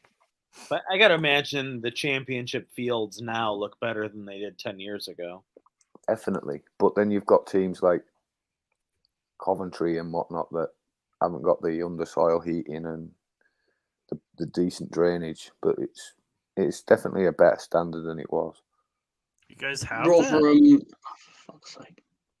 Rotherham and There's- Cardiff got abandoned. Oh, I'll shut up. No, what do you mean? I didn't quite catch that. No, it's fine. Go on, Mark. The game got No, abandoned. I don't know what like as far as like all the ins and outs of stadiums and the turfs and all, but you guys actually need to have like turf warmers or they like coils underneath the. It's like pipes that just heat up. So it's like it's just like comes from the men's room and central heating under the pitch, basically. Yeah, that's crazy. I don't know if I like that. I mean, I'm sure it's necessary and everything, but I'd like to see a little bit of mud and blood. And, but those days are far over. What was you saying about Rotherham, Tom? Their game got called off with Cardiff last Saturday at half time because of the state of the pitch, because it was raining badly. But Cardiff's contention with it was basically because Rotherham Cardiff were winning 1-0. So basically they felt that the Rotherham staff weren't actually trying to get the water off the pitch. They tried to get the game called off, is what I haven't seen it, so I don't know. But I've seen pictures of like how much water was on the pitch. Do they have to play the full game or just the second half? I think it's anything after 75 minutes result stands, does it? I don't actually know what they're doing with it. I know Cardiff are obviously pissed because, well, from what it sounds like, they're both in a relegation battle in the Championship. So it was a big game. But, I mean, I'm only like going off of like knowing half the information, but that was an example of a pitch that is an absolute state. And it couldn't handle the weather. And it was something like one of the drains burst on one end of the pit. It was something along these lines, and basically the water that would usually drain away didn't drain away, and they couldn't play it or whatever. But yeah, as Ben said earlier, the further down, basically teams that have played in the Premier League tend to have had the latest in technology. In terms, like the first things Leeds did when we got promoted was we replaced our pitch because we hadn't been able to afford to do it for 20 years. You've got to fit. It's got to be a standard. It's in the Premier League, it's got to be a certain standard. Yeah, and like Ben said, most of the pitches now are not 100% grass, whereas obviously like Yeovil probably are playing on 100% grass. Well. Probably 10% grass, 90% mud. Like in the, let's say, Premier League and Championship, like, are all the pitches standard size at this point, or are there still kind of different dimensions? Different dimensions. There's a minimum, there's a maximum and a minimum that you can have. Is it like a wide range, or is it like 10 I don't know it off the top. I don't know off the top of my head, but it depends on stadiums as well. Some depend on how close the stadium is to the pitch. Well, yeah, like it's interesting you say that. Crystal Palace is pretty close. The 2026 World Cup final, I believe, is currently planned to be at Lo-Fi Stadium, and the problem is that stadium isn't actually big enough to be able to put a FIFA regulation sized football pitch in that stadium. You would then have to remove the seats, which would take it below the minimum capacity requirement that FIFA wants for a World Cup final, if that makes sense. So many damn rules. I did not realize. They want a stadium that holds 80,000 to host a World Cup final, which obviously makes sense. But to do that in that stadium, you'd have to play with a pitch that is basically very narrow, like an American football pitch, because obviously they're not the same size. So, I mean, I might be like thick-headed here. So, like, larger pitch, do you think it favors like a better, more skillful team because it's more open, or Wide Depends teams. what your tactics are. Depends what your tactic is. Yeah, it's more for That makes wingers and sense. Yeah, possession basically, based. I'll give you an example of this where it's basically on Football Manager. At the start of every season, you get asked what size pitch you want, and it gives you various things. And every time you select one, it'll say this is going to favour a tactic that plays on the wings, like what Leeds would do under Bielsa, or narrower, where if you're playing through the middle, like there'd be no point in having wing play and things like that. Sure. Chris, you remember Yeah. the old Boston Garden for Yeah, it was hockey? It was it's one like small, right? right. The normal size is 200 feet by 80. I think it was 185 by 75. I think. Yeah. So I mean, it was a huge difference. Can But you imagine what Bobby Orr would have done if he had more space? more space. Well, yeah, his knees would have blown out, a little bit earlier. Oh, you may have dodged the hits. Yeah. Yeah, well, that's true. Yeah, that's true. You guys heard of Bobby Orr, haven't you? Yeah, the NHL player. Yeah. Probably one of the greatest. Yes. And I don't follow hockey, so I mean Bobby Orr and who's the other Gretzky. guy? Gordie Howe from that time. Gordie Didn't Howe Gordie was- Howe just pass not too long ago? A couple A couple years ago. ago, right? Yeah. He was. I know Gordie Howe from The Simpsons. Because he was the one that was in love with Edna Krabappel. I walked into I saw Gordie Howe so Gordie Howe was like, for the longest period, he played like 30 years professionally, basically. It was like he had the most career goals of anybody up until like the late 90s. And he played most of his career in Detroit. And I saw him in like a fucking Walmart or a Target. And I'm like, as a kid, like 10, 12 years old, I was obsessed with hockey. And I'm like, hey, excuse me, are you by chance the greatest hockey player of all time? And he's like, I don't know. He's like, you might have to ask my mother about that. And he just like walked away. It was the fucking best response ever. It was, this guy scored 800 goals. Like, I saw him play against the Rangers for Hartford when he was 52. And he was still crazy. kicking ass. Yeah, he was, and he played with his two crazy. sons, Mark and Marty. Marty. Marty and Mark. Mark was good. yeah. Mark played for the Flyers. But anyway, I digress. Anyhow. All right, so we've covered the bottom of the table. We've covered betting in the dark, and we had talked about maybe talking about the top of the table since only one of us can really talk about it. Do we have to? All right. Let's I No, mean, no, we How about don't. the middle? we don't. Fuck 'em. I didn't make a graphic for the middle of the table. Right. It's all right. I mean, I could if you give me 5 minutes. Arsenal but I shows just- on YouTube are very rare. There's not enough of. There's too Not many- there's not definitely enough of them. not enough of them. I get No, I get definitely not. notifications from YouTube about 7 or 8 times a day. These Arsenal fans, they do like five shows a week, and I'm just They're like, starved of their team being discussed. I don't know Yeah, how they live. it's like, let's do a show of us interviewing a man on the street and make that 3 hours long. I don't know how they do it. I do that with wrestling. Man United only has 41. I think it's the first time I've realized they only have 41 goals. Maybe they don't belong in the top Yeah. 4. I don't know, they man. did. I think the games Casemiro's they going to lost, be they the one shipped that a lot of goals. knocks them out. I'm so he can't upset. stay on the I'm pitch. so upset. I missed the week that we beat them 7-0. I just kind of wanted to see the Leeds fans kind of enjoy that, but We did Oh, enjoy that it. was comical. and we should have had Oh, fucking 8. There was a fucking foul on Jota in the box.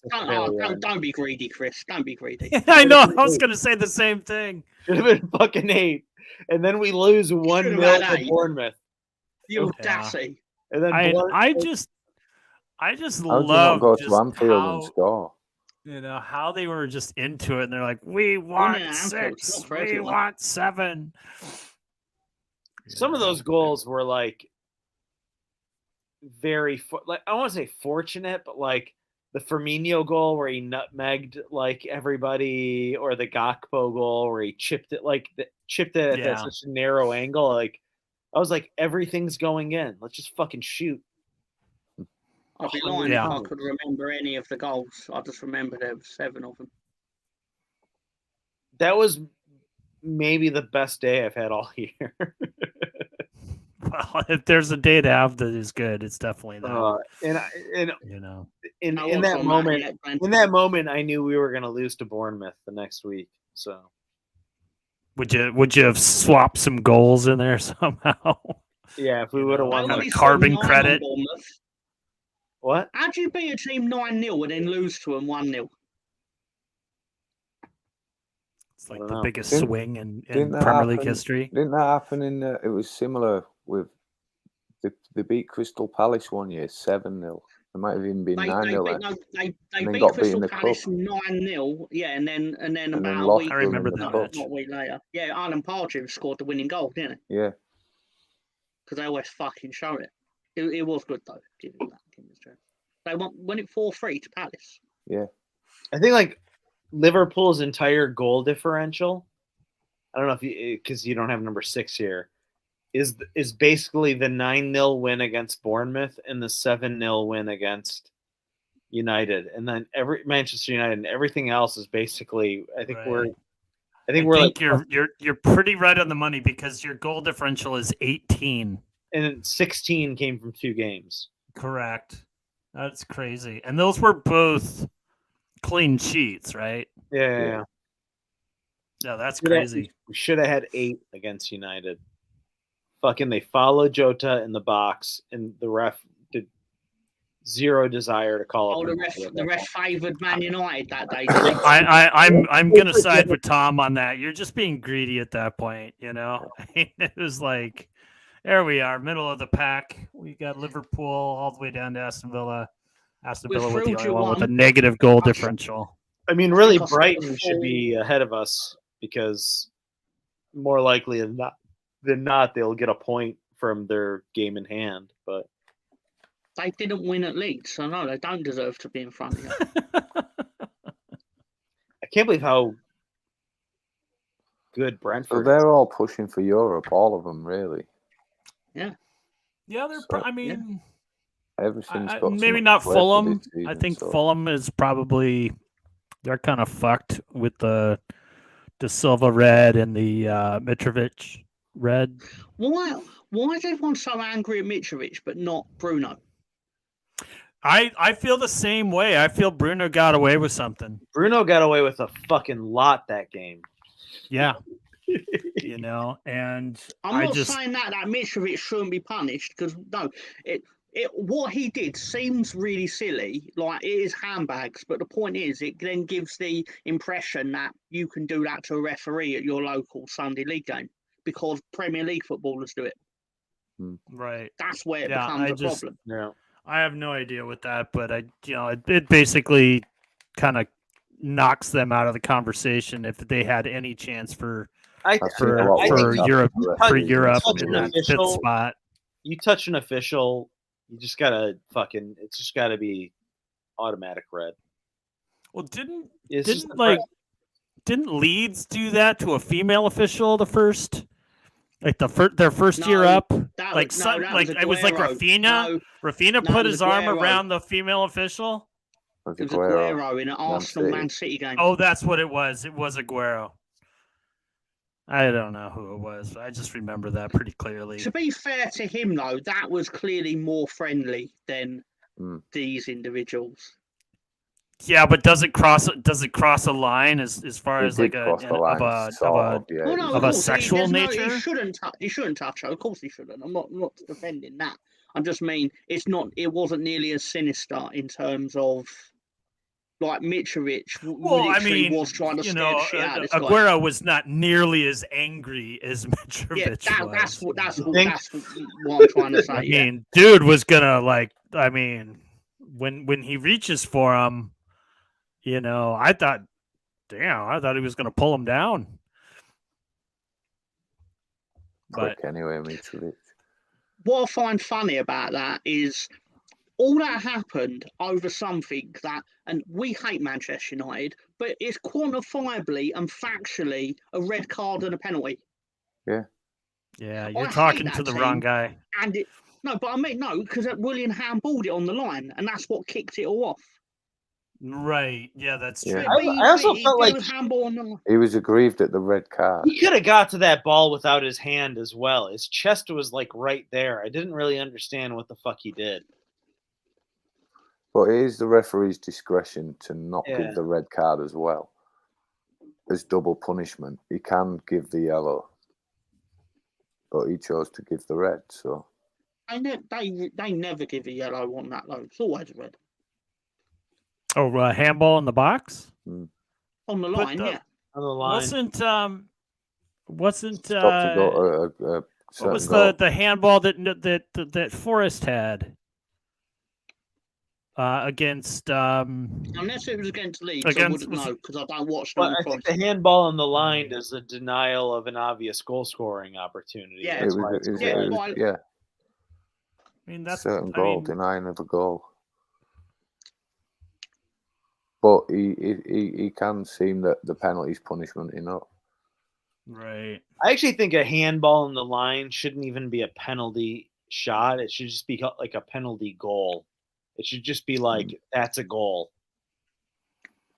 Like, yeah, but when There's a football lot that was can first happen, though. invented, yeah, but when football was first invented, the idea of the penalty was that the attacker is definitely going to score because something happened which prevented them unfairly from scoring.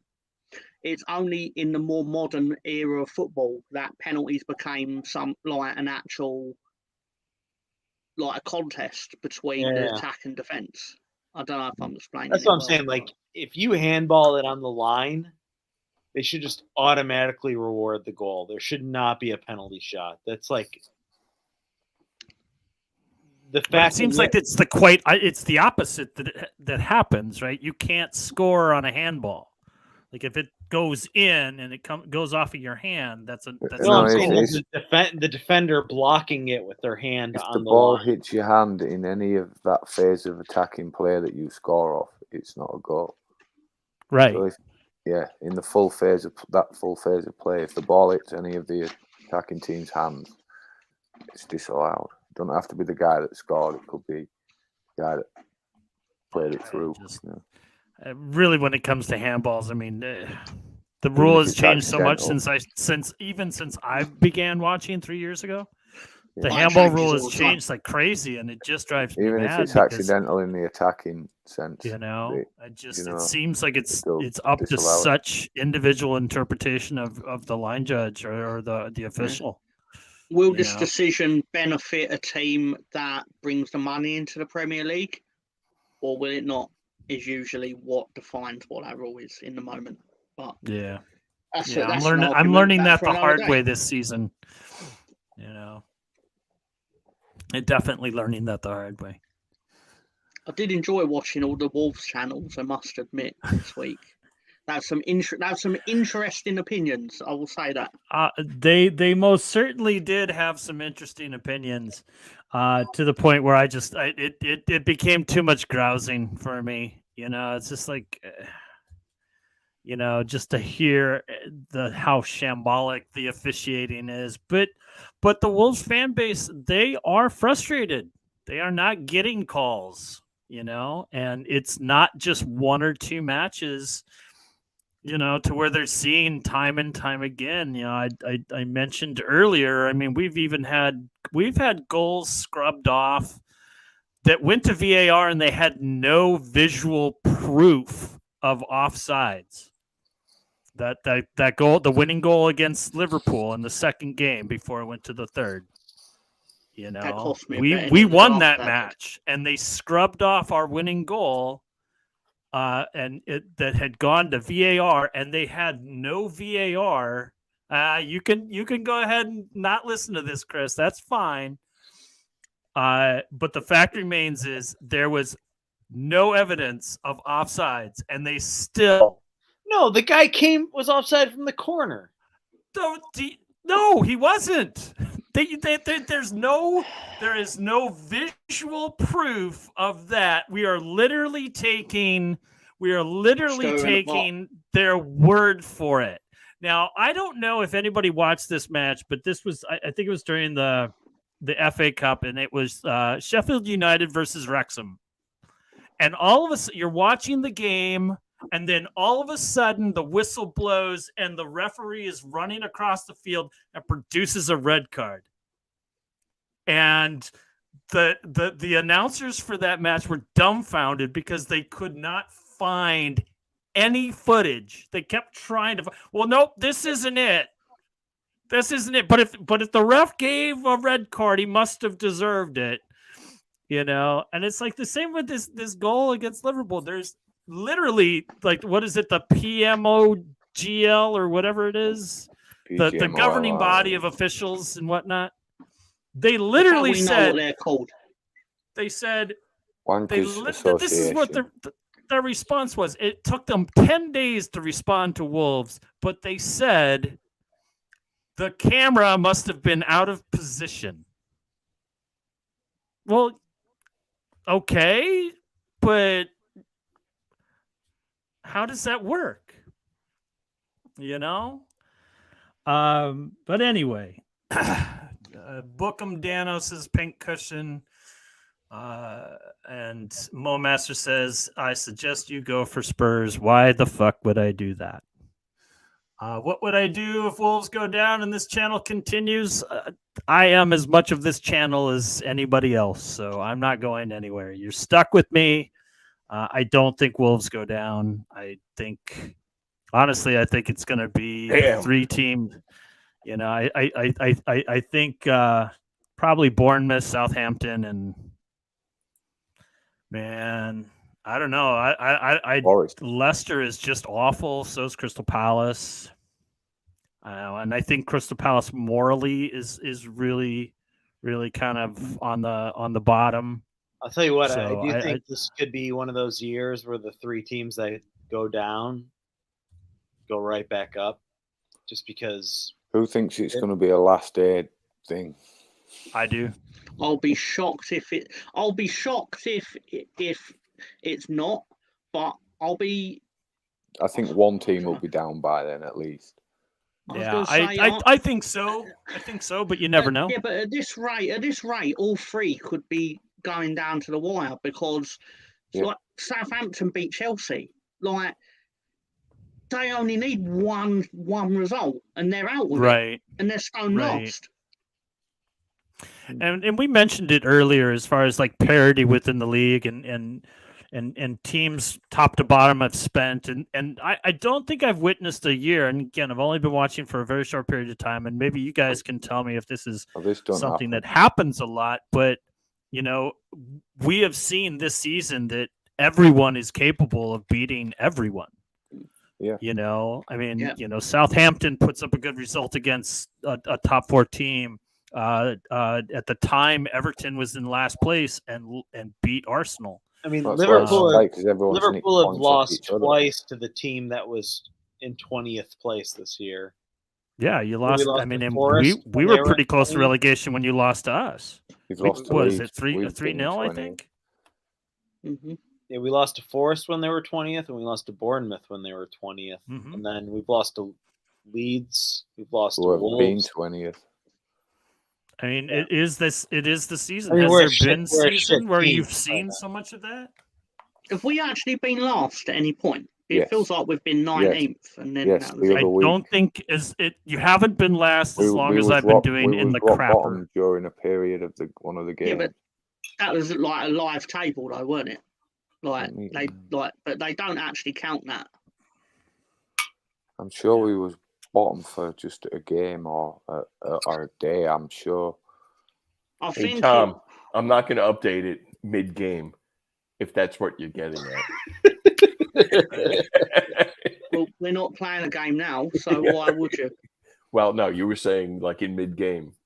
Were they? No, I was saying like Ben was saying we were bottom, and I thought that might have been during the game when they do the live table. Right, and that's what I said. I'm not going to update it during the game. You're lucky I get it once a week. I just feel lucky All to know right, you. so we are approaching that 2-hour mark, where we will switch to a more blue and more aggressive and broadcast. We've just thrown up our StreamYard, so if anybody wants to join us, I will promise to stick around for a little bit. You mean we can't advertise our shows? To give everyone a chance to give me my Tom? comeuppance. What show is that? Oh my God, I'm so glad you asked. If you like all things Graps, then you can find me and my gang of fools and Ben on Wednesday nights. Is that Lars Where Ulrich in the bottom right corner? It is. It It definitely is Lars looks Ulrich. like him. It is Lars Ulrich, yes. That's from the time that Hulk Hogan claimed he was asked to be the bass player in Metallica. And Lars Ulrich said, I've never even met you. Are there any other shows that you do, Tom? Oh my God, I'm so glad you asked that. Was that On after days that are Cliff not Burton? tomorrow- Or Sorry, sir. was Definitely that after Cliff Burton died? Or I don't know who that is. yeah, that was the original bassist of Metallica who died in a No, not that show, John. bus crash. I can also be found on the trip and the road trip. But the trip will be back on Monday at, what's that say? 12:30 a.m. UK time because of the time change. I might So, tune yeah. into that one. Ooh, very nice. What show are you talking about, Mr. Ben? The WrestleMania. Oh, amazing, amazing. He's saying shows I'm going to be on I can't even remember. Amazing. Yeah, I'll be doing a live watch-along in 8 days' time of WrestleMania Night 1 and WrestleMania Night 2 because it's so big now they do it on 2 days because they don't want to do it for 8 hours. If you can't catch Exactly. it yourselves, please tell your friends and tell them to tell their These friends. graphics. John has made some fantastic graphics for this. Is that like on a pay-per-view or like how do you watch WrestleMania now? Oh, you can watch on WWE Peacock now. Network or Huh? Peacock in the US. Yeah, you can watch on Peacock is a big Peacock now. supporter of wrestling. I think Tom and Shipwreck Tony are going to reenact what's going on in the match. They'll be doing it. That would be awesome. That would be absolutely awesome. Is the Undertaker still around? He's around, but he's retired. Yeah. Who's All like right, the folks. longest? Let's. standing- You never truly. I'd like to are switch retired this from over so that I may relieve myself. So thank you everyone for joining Thanks, us. Buck. Thank Thanks you very everyone much for for being on putting our show, through I tell you. this. And stick around if you want to hook up with us on our link. Sorry, I'm biting. my nails. Mr. Director, please Holy play me crap. out.